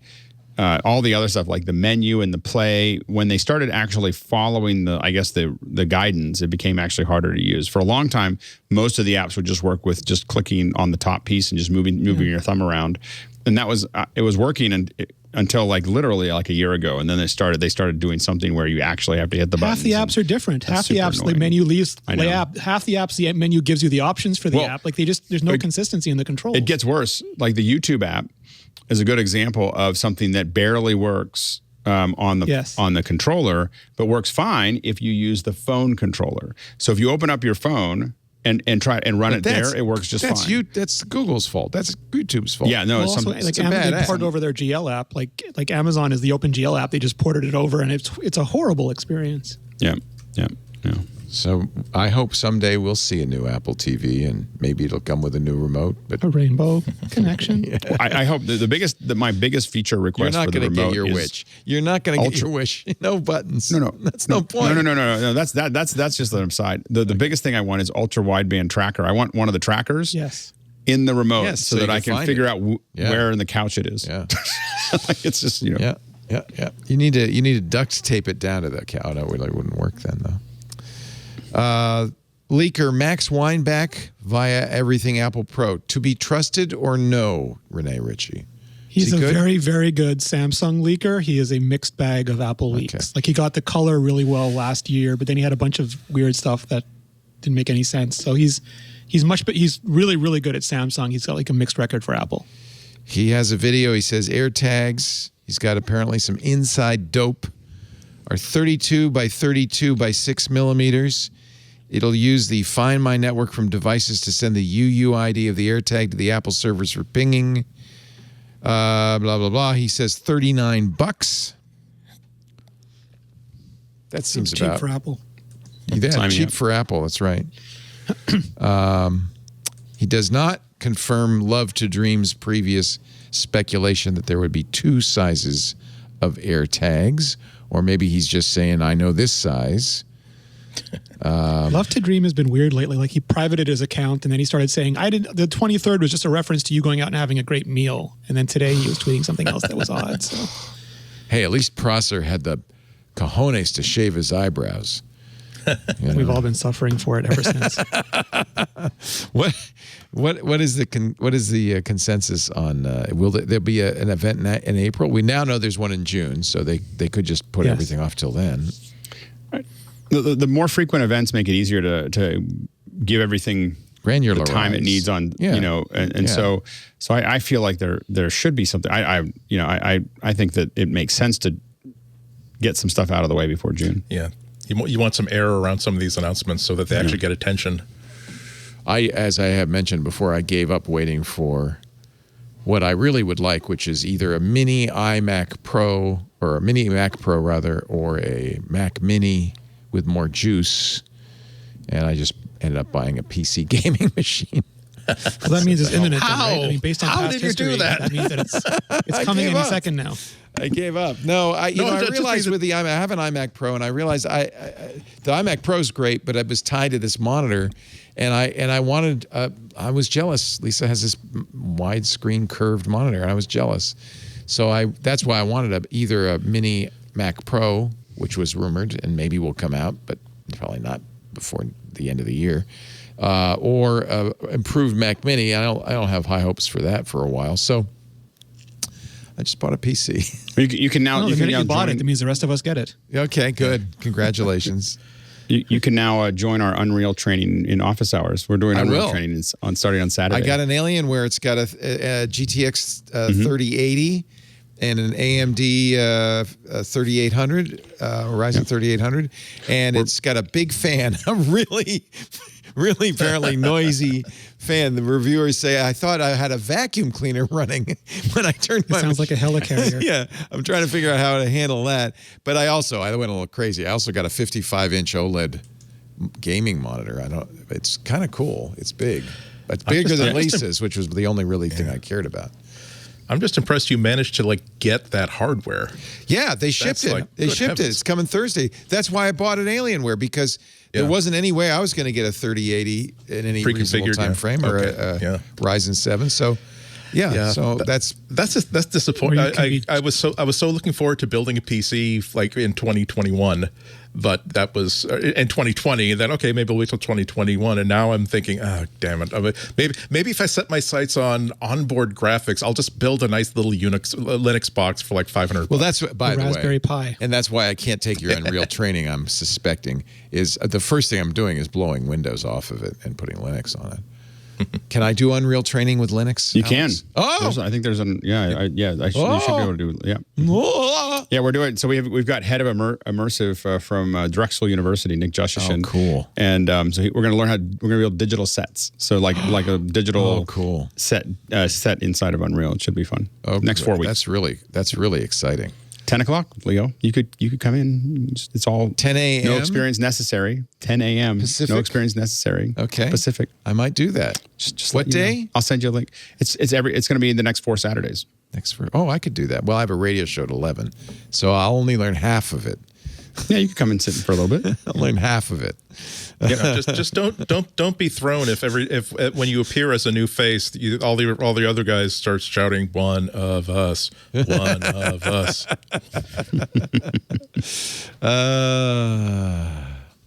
I am looking forward to it. It's coming. I thought it was coming yesterday, so I tore out everything. The Mac. I have 2 cinema display monitors and an iMac, and Lisa's going to get the iMac Pro because she needed a faster iMac anyway. So to go with her 59-inch monitor. Amazing. Damn, those things are nice. It's nice to have a big monitor, I think. We'll see if 49 inches by 30 inches is gonna work.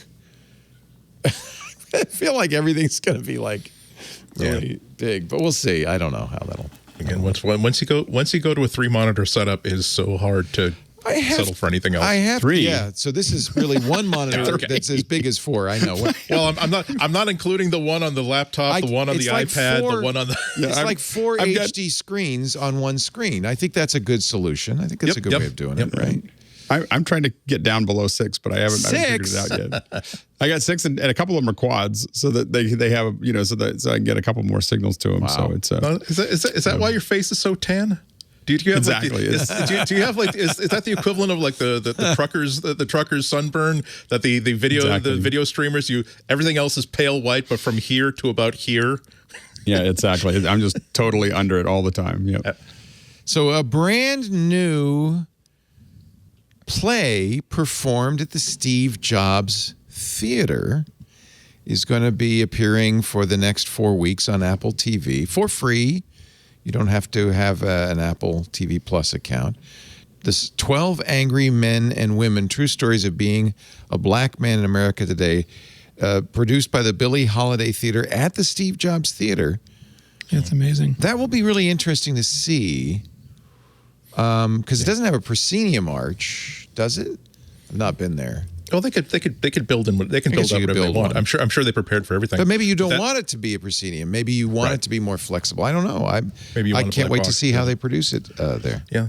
It does. There's a reason why the Steve Jobs Theater is not like inside the campus. It's not inside the ring. It's because it's publicly accessible, so that if they want to use it as a venue for not just for their own events, but also for, hey, here's a space that people we like can produce their own events. Yeah, Billie Eilish did a concert there in 2019 without snooping at their devices. This is This is the first time a theatrical group has been allowed to use the theater as a theater.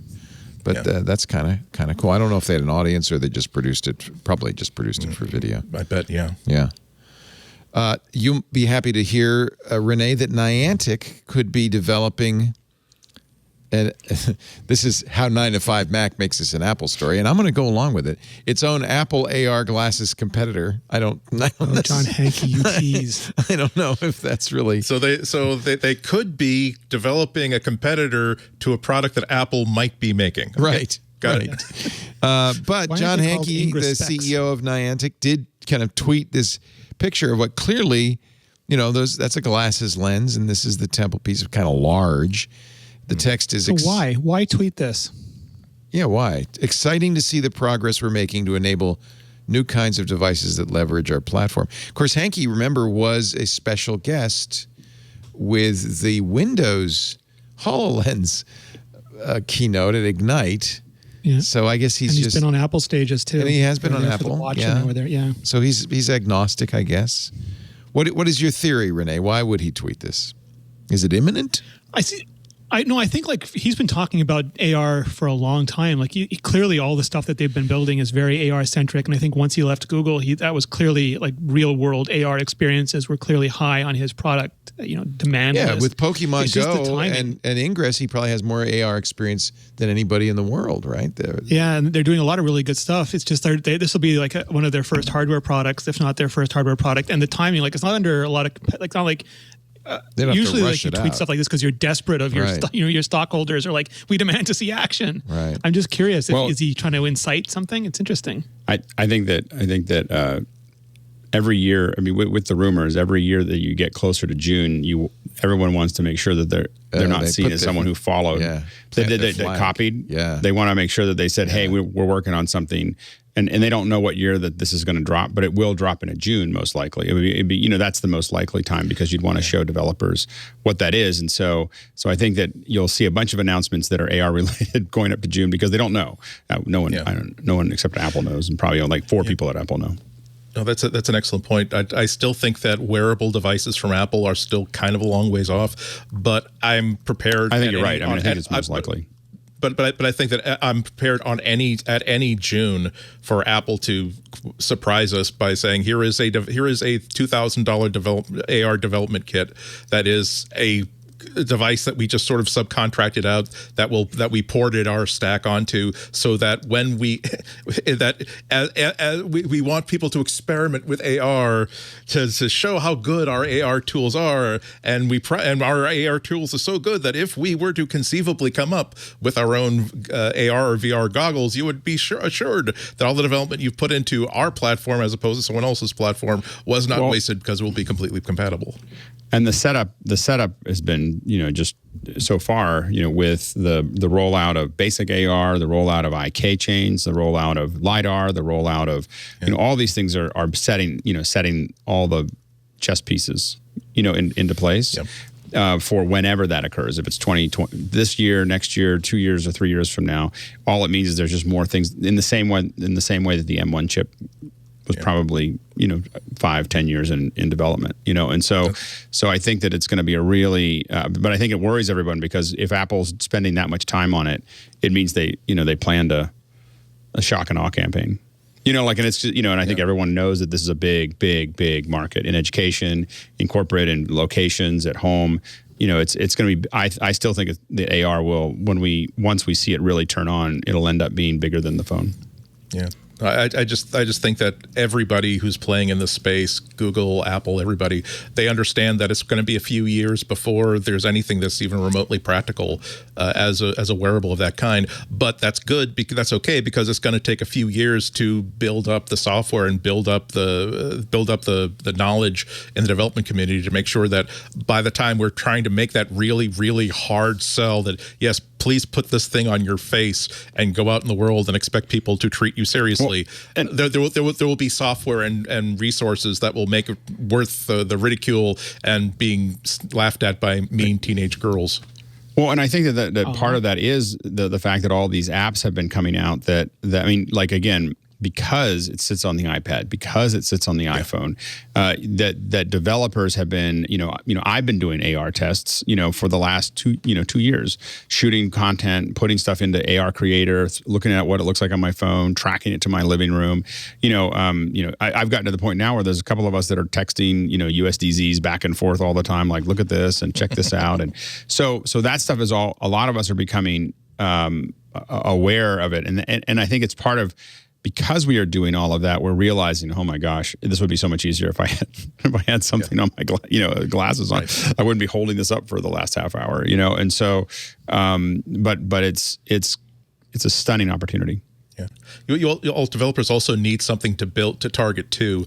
I still remember that when there were rumors that I had a pre-release iPad, like the first one, I was getting so many texts and emails from friends who were developers who were saying, I have no idea if this interface makes any sense whatsoever on a tablet. If you were to have one of these things, do you suppose that this code would? And that's the difficulty that you get when you can emulate it all you want, you can hold up your phone all you want. At some point, you have to experience it the way that the consumer is going to experience, and that's not going to happen until you have some hardware, even if it's just something that is designed for developers and not intended for consumers in any way. Yeah, and I think that hopefully Apple learned from Google's Glass experiment that probably a lot of strict rules about what you can and can't do with the hardware ahead of time is probably a good idea.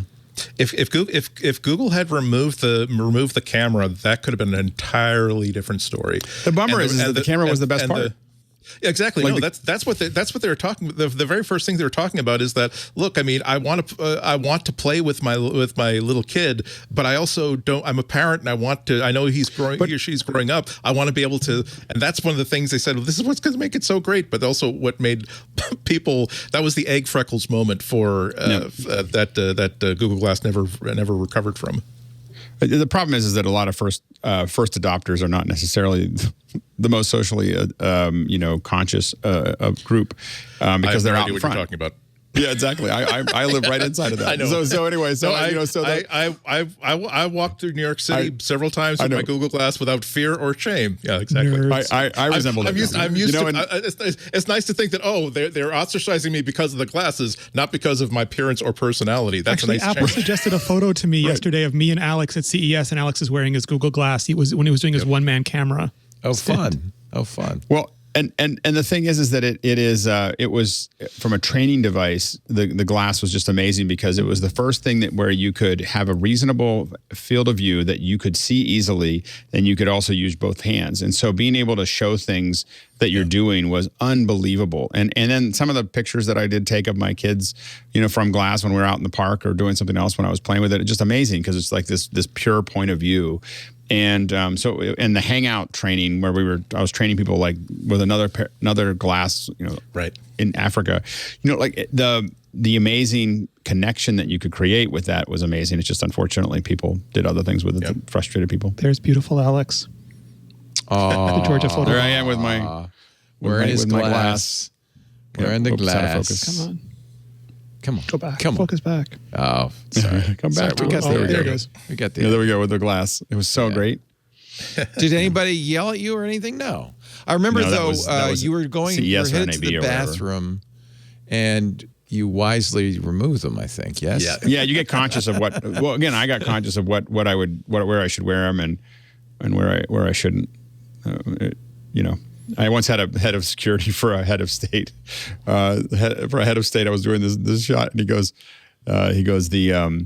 These are very cool. And he had literally the entire security team come over and put the glass on. But then he once they all walked away, he goes, "These are very cool, but you cannot wear the Google Eye when the president is in the room." The Google Eye must not. Yeah, the Google Eye. The Eye of Sauron. Yeah. See, I think that's the other thing that first adopters going to have to overcome: the risk of pink eye. Because I learned to carry like those little individual like alcohol wipes with me because I was in Philadelphia, I was taking pictures of Independence Hall. I said, "Hey, is that Google Glass? Like, what's it like?" And so, wanting to be a good ambassador to technology, you take the glasses off, wipe them to make sure they don't get my pink eye, let them play with it. I have so many pictures of me of strangers I do taking too. my picture of this thing, right? And then wipe them on again when I get them back. Yeah, exactly. I have a ton of pictures of me going like this. No, I have some of those a whole album of pictures from like Comic Cons where there's like the most famous and most wonderful like artists and creators pictures of me taken by them when I was talking to them and they wanted to try my Google Glass. Yeah. Let's see. We didn't mention it last week. I just thought I'd throw it in that there was an update to pages, numbers, and Keynote. You know that by now. Yep. Renee, anything important in the new updates? Anything? Oh, wow. It was a week ago, Leo. I know. It was a week ago. I forgot to do it last week. It was exactly a week ago. And I've used them because I thought it was Canadian tax season because Canadian taxes are usually due April 30th. They didn't give us an extension this year. I always do them in numbers. And then I went to the site and it said it's due April 30th unless you're self-employed. Oh. Then it's due June 15th. Congratulations. But you still have to pay by April 30th. Oh. And then I'm thinking, so I'm supposed to massively overpay just because your penalties are so severe. You still have to do your taxes so you know what to pay. You might as well send them in, yes. right? Yeah. Pages 11, numbers 11, Keynote 11. It's a big number update. I don't know. Yeah. Rosner goes to 11. The one thing I really liked about them is that one thing that's universal across the three of them is the ability to specify by number. Like, here's where I want this thing placed on this slide. Here's where I want this placed on this page. Because sometimes it's like, thank you for giving me all these alignment tools, but if you just let me say, make this 2.5 inches from the left-hand margin wherever it goes, that'll do me. I will know that 2.5 inches is 2.5 inches.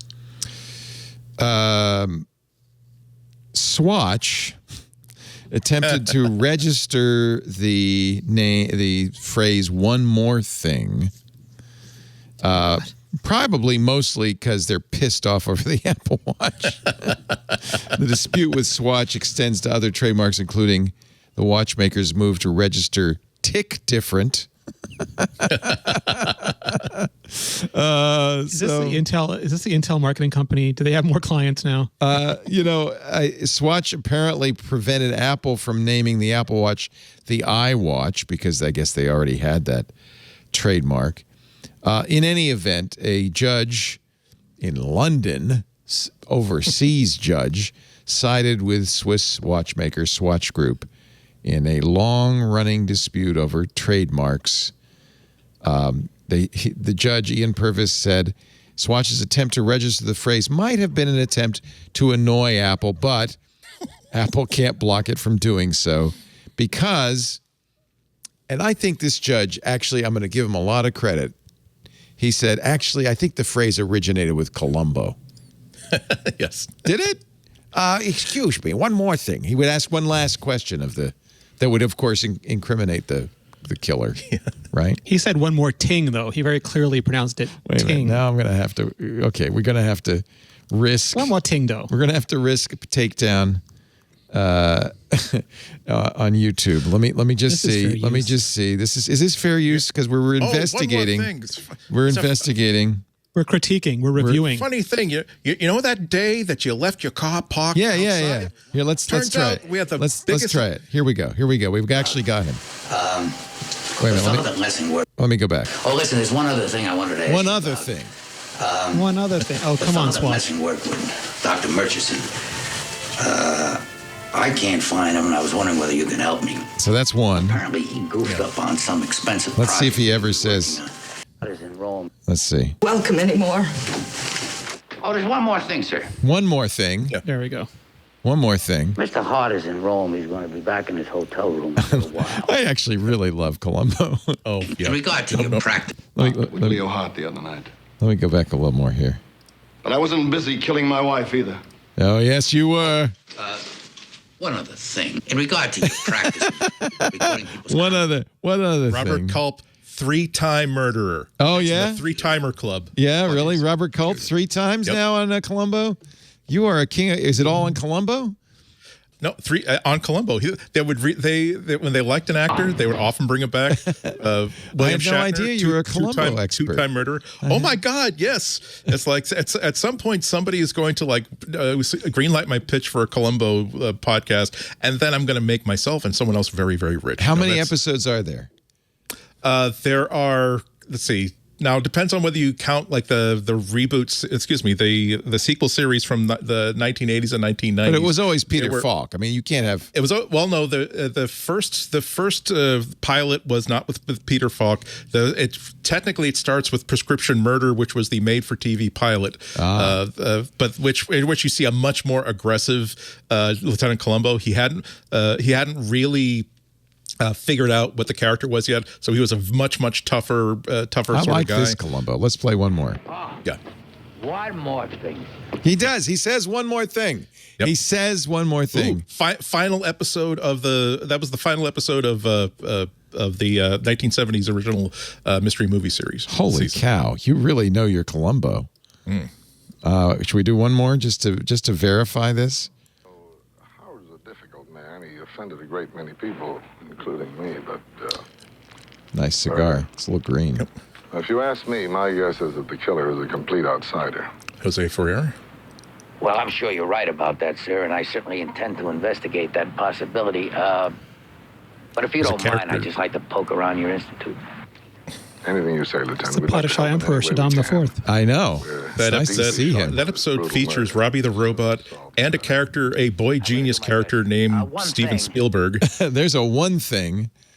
Anyway, I think the judge was right. And it's 4:3 like the Snyder Cut. They're very avant-garde. Do you want to see the Shatner one? Here we go. Yes, let's watch the Shatner Cut. Okay, Shatner cut. I'm a strange guy. Really? Yeah, I worry. I mean, little things bother me. I'm a worrier. I mean, little insignificant details. I lose my appetite. I can't eat. See, one of the things about Peter Falk is he was one of the great actors of his era. Yeah. So he's slumming a little bit on TV, but he's bringing this incredible talent to this kind of trivial show. Also, it didn't become trivial with him in it. He actually brought in. Yeah, I agree. He was such a well-respected actor that he brought in a lot of people who maybe would not necessarily have been doing being a guest star on a TV show. Okay. John Cassavetes, for instance, was they were really great friends. He'd acted in a bunch of Cassavetes movies, so he played a murderer. Yeah. Come on, kill somebody. We'll have a good time for a And couple not of weeks. everybody had to be a heartthrob. It was more like the BBC where they casted actors. I was heartthrobs in every show. watching an early Falk Cassavetes movie that was very weird. I hope the CW doesn't remake it. What was the name of that? It was Mikey and Nikki. Do you remember that? Oh, do you ever yeah, see yeah. that? Yep. Very odd movie. He made a bunch of really nice weird movies. Yeah. He had a really, Most of it takes place Mickey and Nikki, yeah. Mikey and Nikki. It's like mostly it takes place in an apartment.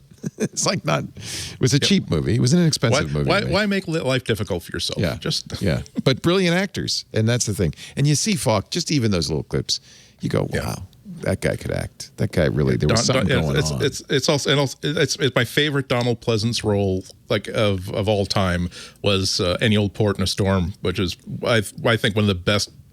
Actually, a really great movie in and of itself. Just the way that it balances, the way they get into the characters, and anyway, sorry. Yes, I'm a Columbo fan. In that I have to. You ever have these topics where you have this shot clock you put into your little corner of your eye? Say, okay, stop talking after this amount of time because you got to do that podcast. That's the thing. Exactly. I'm not volunteering. I know, but I'm saying that I'm just saying it's not. It'd be hard to work in a tech angle for a Columbo podcast. You guys, you should prepare your picks because our picks of the week are next. I'm going to start the picks of the week. Let's see. Last week I started with you, Alex. I think I'll start with Andy Anako, your pick of the week this week.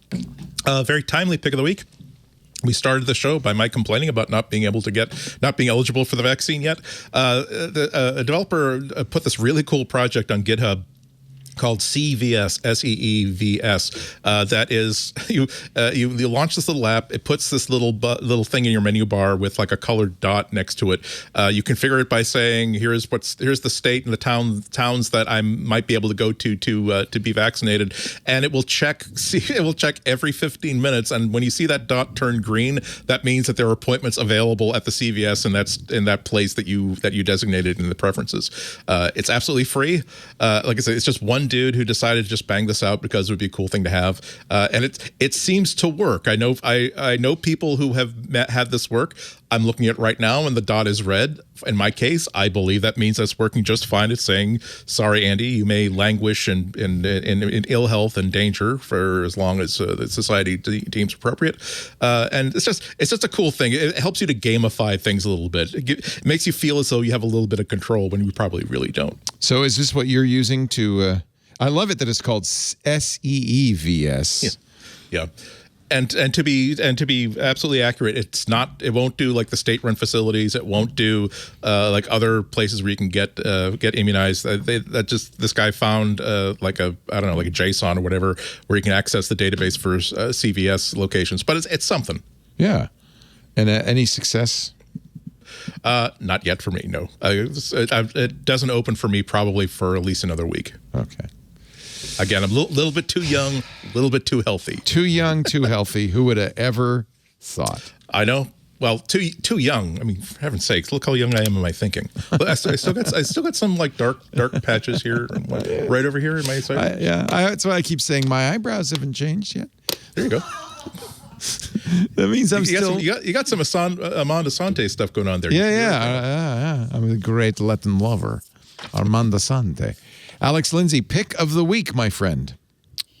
Color.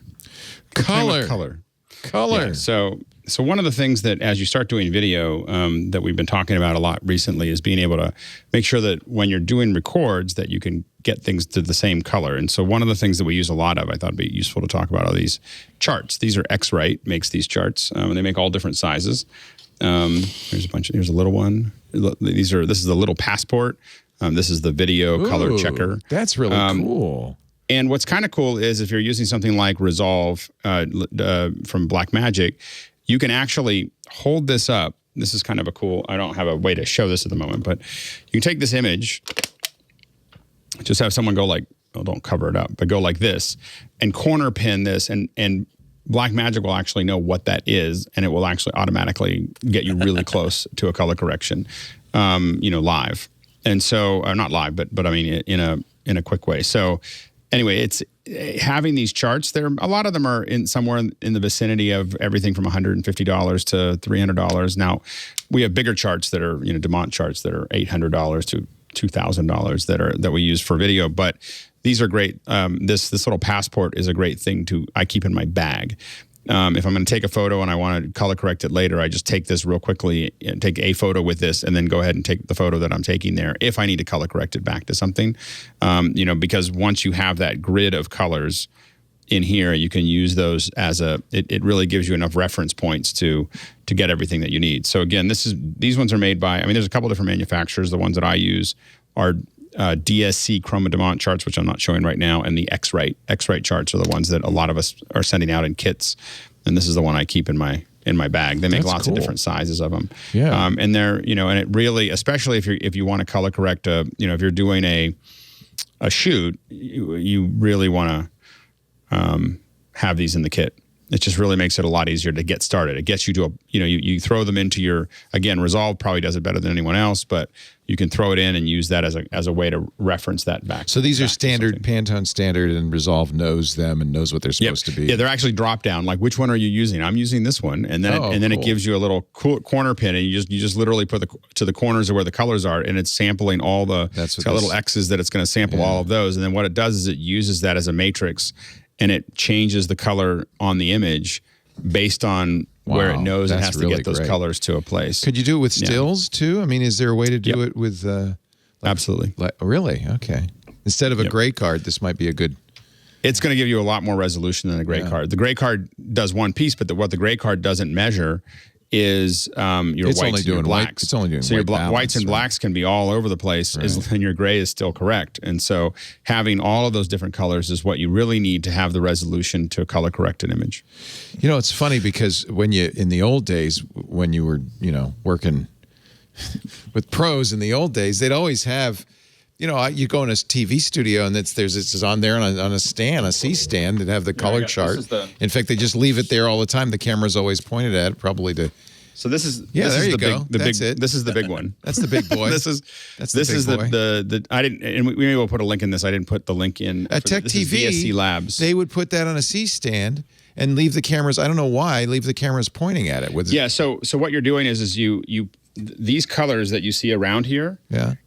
In a vector scope will actually go through the targets in the vector. That's what that vector scope, when you look at it, these colors will actually go through it. And so you can color correct all your cameras. So you leave it up here because you're probably tweaking the camera while this is sitting in front of the camera.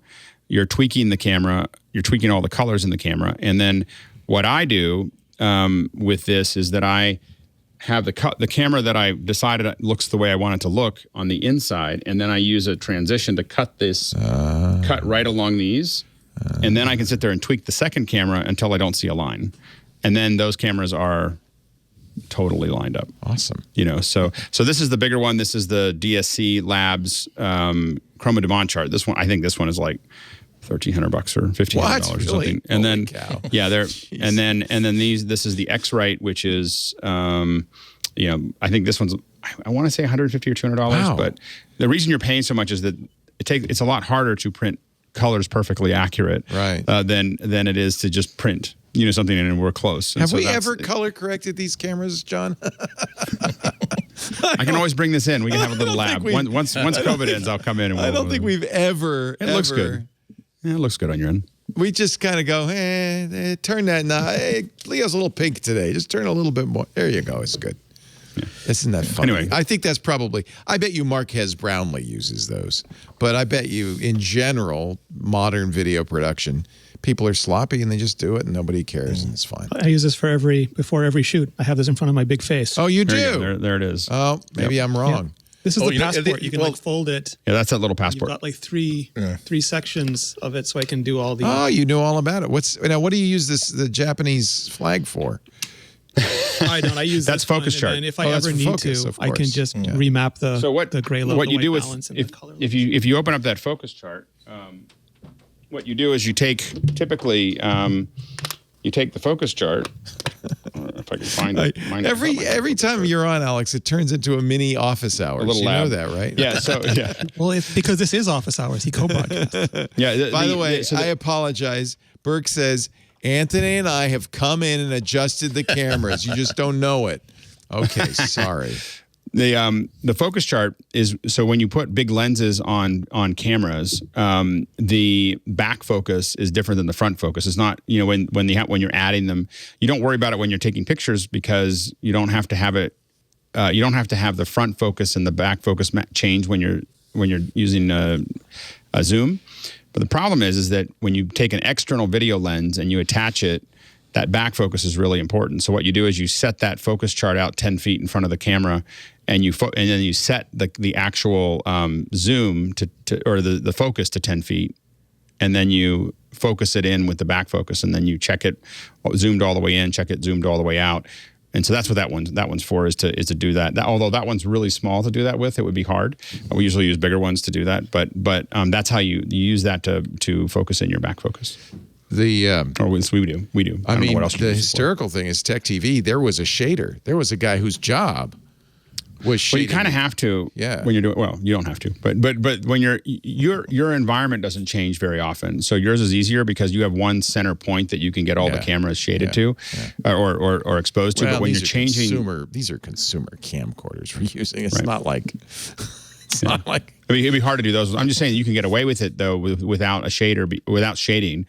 I won't buy They had a booth. The guy had a dedicated booth that he would sit in. I guess because he had to control the light, and that's That was his job. That's how expensive we it was. We hire shaders. Yeah. We hire shaders all the time. It's amazing. For our larger shows. I mean, but now the A10 Mini that I have sitting on my desk shades this camera. Really? Like it's that's cool. That's when I changed the color.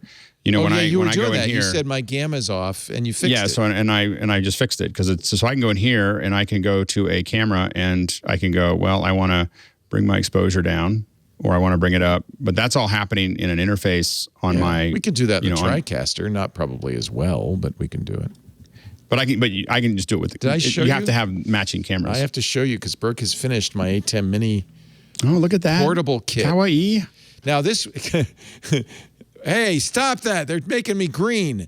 This was an orange Pelican case, but Burke said he had to paint it because I don't know. Hey, now they're making me purple. Now you're never going to get it back to the way it was. I bet. No. Quick, we need one of those color cards. So what's in here? This is really cool. He says open and close it carefully. So I don't want to break anything. But inside. Look at that. Oh, there you go. There's an A10 Mini, the original little monitor. Oh, look at that, little. Isn't that cool? Isn't that cool? And on the back, is that a free world? Is that a little free world monitor? I think so. That's good. Those are great. He got an inexpensive one. I gave him a Black Magic one. He said it doesn't fit. And then in the back, see, here's all the HDMI ports, and I guess he's done something that's glued down. Burke used the glue gun heavily on this project. Those Pelican cases make great cyber decks. Yeah, so he had to cut it open to do that and all that. But look at that. Now I've got a switcher I can just carry around with me. Pretty cool. It's all ready to go. Yeah, Feel World. It's great. Yeah. Isn't that nice? Yeah. Thank you. Have you gone out and have you done any streams with it yet? No, I just got it. He was on my desk just before the show, right before the show. You use that like an excuse. I mean, like that. I got to go shoot. Yeah. I got to go out and shoot some stuff. It's nice. He says, please be careful. I love Burke is famous for his handwritten notes. Please be careful closing the case. I decided to just finish this instead of fix a couple of very poorly designed things about we got the product from a YouTube channel. The cable management, weight balance. Use it, enjoy it, break it. I will fix it. Love, Burke. Aw, Burke. Thank you. The idea was to have something in case of fire. To be honest with you, we've had a little bit of a problem with the wildfires, as you might remember. So I have a go bag. This is it. In case of emergency. Thank you, Alex, for our little mini office hours. Renee Ritchie, your pick of the week. So mine is, it was just updated today. It's not a brand new app, but it's an important app, especially today. And that's Apple's developer app. It's available on the iPhone, the iPad, the Mac. It's everywhere. It's what is going to give us all the lowdown on all the WWDC sessions. First, the fake ones they sort of announce with all the weird names, like a half emoji, half joke. But over time, it'll give us all the sessions. It'll give us all the videos. And it's been updated with a new Discover feature now.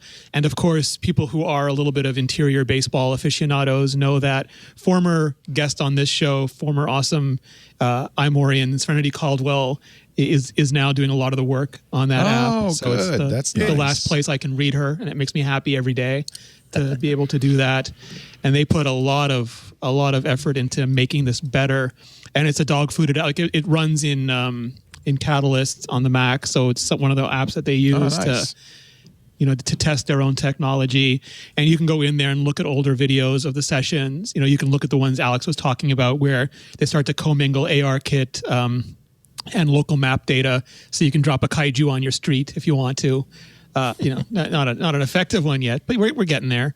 And just everything. I'm rewatching a lot of the stuff going into WWDC 2021, and then I'm going to really enjoy watching all the new stuff that's coming out.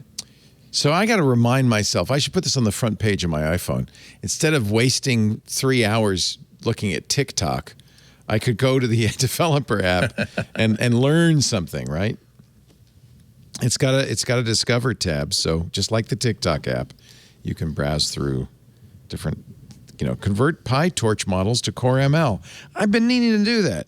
Find and fix hitches in the commit phase. Deem, this is for, if this is for real developers. Tailor your metal apps for Apple M1. There's the best of last year's WWC. There's that widget code along, which I've mentioned before.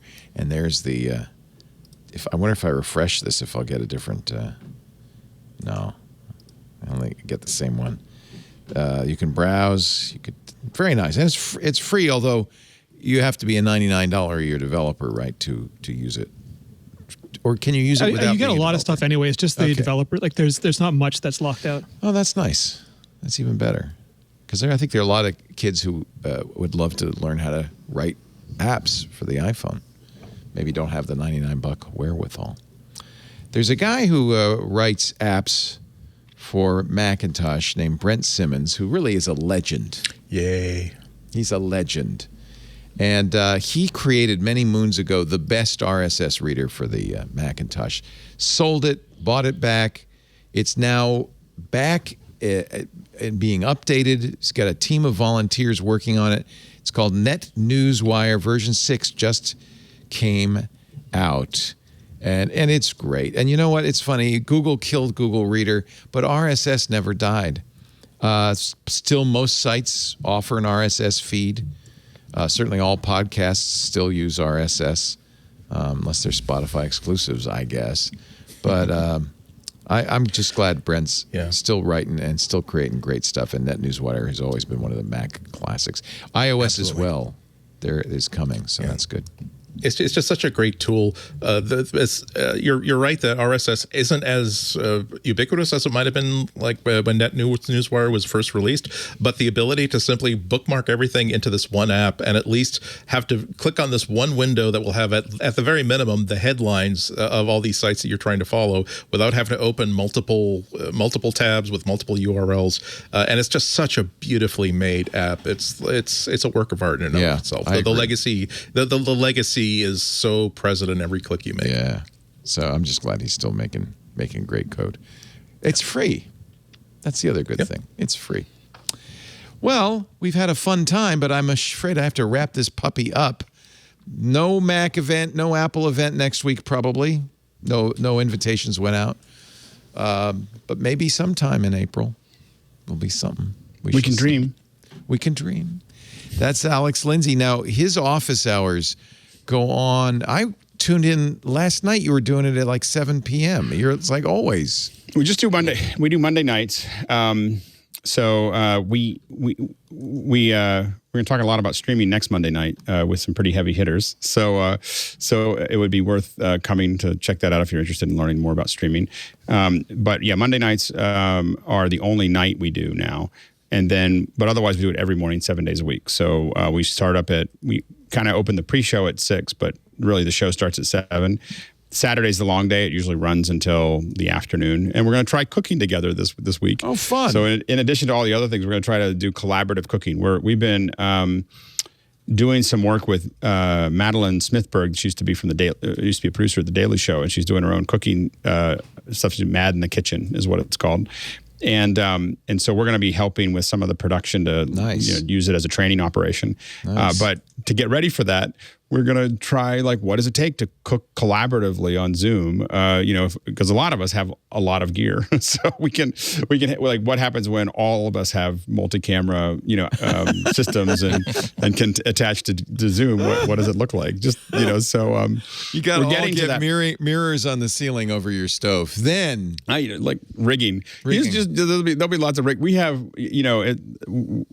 it's probably the hardest playing group when it comes to audio visual. I mean, people are, almost everybody has a radio class mic, and the kits are getting pretty cool. So anyway, so we're now starting to really stretch out and experiment. Good. It's a pretty great thing. Go to youtube.com/Alex Lindsay and you can see the recorded stuff, but there's a lot of stuff that's never recorded.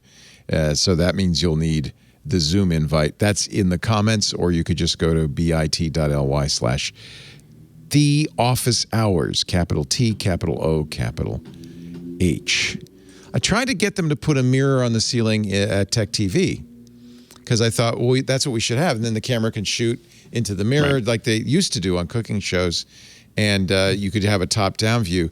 And they said, no, it's a terrible idea. They shake. It's awful. You got to dampen them, the building. We're not going to do it. Mm-hmm. Nowadays, you just put a camera up there. Just rig it. Just rig it. Well, I'm for the cooking show. I'm going to do all iPhones. I have a bunch of test iPhones that I have laying around. I'm not new ones, but I'm just like old phones that I use for testing. Put it on your head like Kenji. No, I'm not going to put it on my head, but I'm gonna. But I am gonna. I have 3 iPhones that I'm going to run into an ATEM switcher. And then, my God! And then how do you tie get it the into HDMI out of the iPhones? In Filmic Pro. You have a little setting you can say clean output, and it just does a 1080p output. That's and how then I get it. lightning to HDMI will do it's it? lightning to HDMI, yeah, and always get the Apple adapter. Do not. I've tried a whole bunch of cables. Yeah. Not a good idea. So lightning HDMI, Filmic Pro clean output, and then you can use your iPhone as and it looks good really camera. good. It's a good camera. Oh yeah, looks great. That's nice. I'll use it for on my ATEM. But you can have a bunch of phones and time all in. And the cool thing about Filmic is there's a Filmic remote that you can actually control the zoom and focus and everything else on the other cameras from the. So I can have like an iPad. It's like a little shader, and do all the things I want with the little iPhones. And anyway, so that's my experiment for Saturday. I'm wondering if Tech TV thought I wanted a mirror on the ceiling for other reasons. I think that's why they wouldn't do it. Renee, your hair? Yeah, to check my hair. Renee Ritchie is at youtube.com/Renee Ritchie. What do you got coming up? I just did a YouTube short for the WWDC, and now I'm going to concentrate on more of that coverage. And this Wednesday or Thursday is going to be 1 year as an indie, which is going to be weird. I'm going to have to do something fun for that. 1 year. Happy anniversary. Thank Should you. we? That's awesome. Seems like you're an institution already. I was surprised it was just 1 year. I feel like we should make you a cake. It was a 2020. It was a long year. Yeah, that's true. True. 2020 was a decade. It was. Congratulations. And it's March again. You picked an interesting year to launch a YouTube channel. Yeah, well, Probably I a good quit year, in the actually. first day of March because I thought there'd be an Apple event, and I didn't want to. I gave them 30 days notice so they wouldn't, in case they needed help for the event. And then all of this happened while I was quitting. That's hysterical. I bet the lack of travel to San Francisco really helped your business plan, though. It's like that's a rolling expense you could put into more cameras and more lighting. That's a good point. Yeah, the expenses were down, but views were down because those hands-on videos did gangbusters. So it's always something. Mr. Renee, that's Renee Ritchie. Mr. Andy Ihnatko is on WGBH Boston on Thursday, I'm guessing. Friday this week at 12:30 They p.m. moved you again. Friday. Awesome. And, of course, IHNATKO on the Twitter, and that's ihnatko.com's his website. And we'll be looking forward to the Columbo podcast any day now. Exactly. Yeah. If you want to sell tires, you want to sell candy, you want to sell sensible shoes or cigars, this is probably a good ad buy for you. Or raincoats. Let's not forget raincoats. Rumpled raincoats. We do Mac Break Weekly every Tuesday, 11 a.m. Pacific, 2 p.m. Eastern Time, 1800 UTC. Live streams of everything we do available at our website, twit.tv/live. That's audio and video. You can take your pick. But if you are watching or listening live, chat with us. They're live as well, mostly, at irc.twit.tv. That's wide open. It's community run, and it's really a lot of fun. After the fact, you can get copies of the show on demand, audio or video, from our website, twit.tv/mbw. There's a Mac Break Weekly YouTube channel where everything lives. It's video, obviously. And there's also, of course, the best way, which is to get a podcast app and subscribe so you'll get it automatically. Do us a favor. If you subscribe, review. Many apps have reviews, and it really helps us if you give us a nice 5-star review and tell everybody how great Mac Break Weekly is. If you are not listening live or watching live, but you want to comment, we have 2 ways to do that. There's a forum, the Twit community, at www.twit.community. It's a great forum. And if I do say so myself, I'm in there all the time. And we also have a Mastodon instance. That's the federated Twitter clone at twit.social. Membership in both of those is free. I do require approval to keep spammers out, but I approve you within 24 hours. I promise. Just say Leo sent me. Thanks, everybody, for joining us. Now it's time to get back to work because I'm sorry to say break time is over. Hey, if you like tech news, but you also like hearing about it from the people who are actually writing the stories, well, I've got a show for you. It's called Tech News Weekly, and it's me, Jason Howell, along with my co-host Micah Sargent. Every week, we invite the people making and breaking the biggest tech news stories from around the web onto this show to talk to us about it. It's a lot of fun. You should check it out. Tech News Weekly can be found at twit.tv/TNW every Thursday. We'll see you there.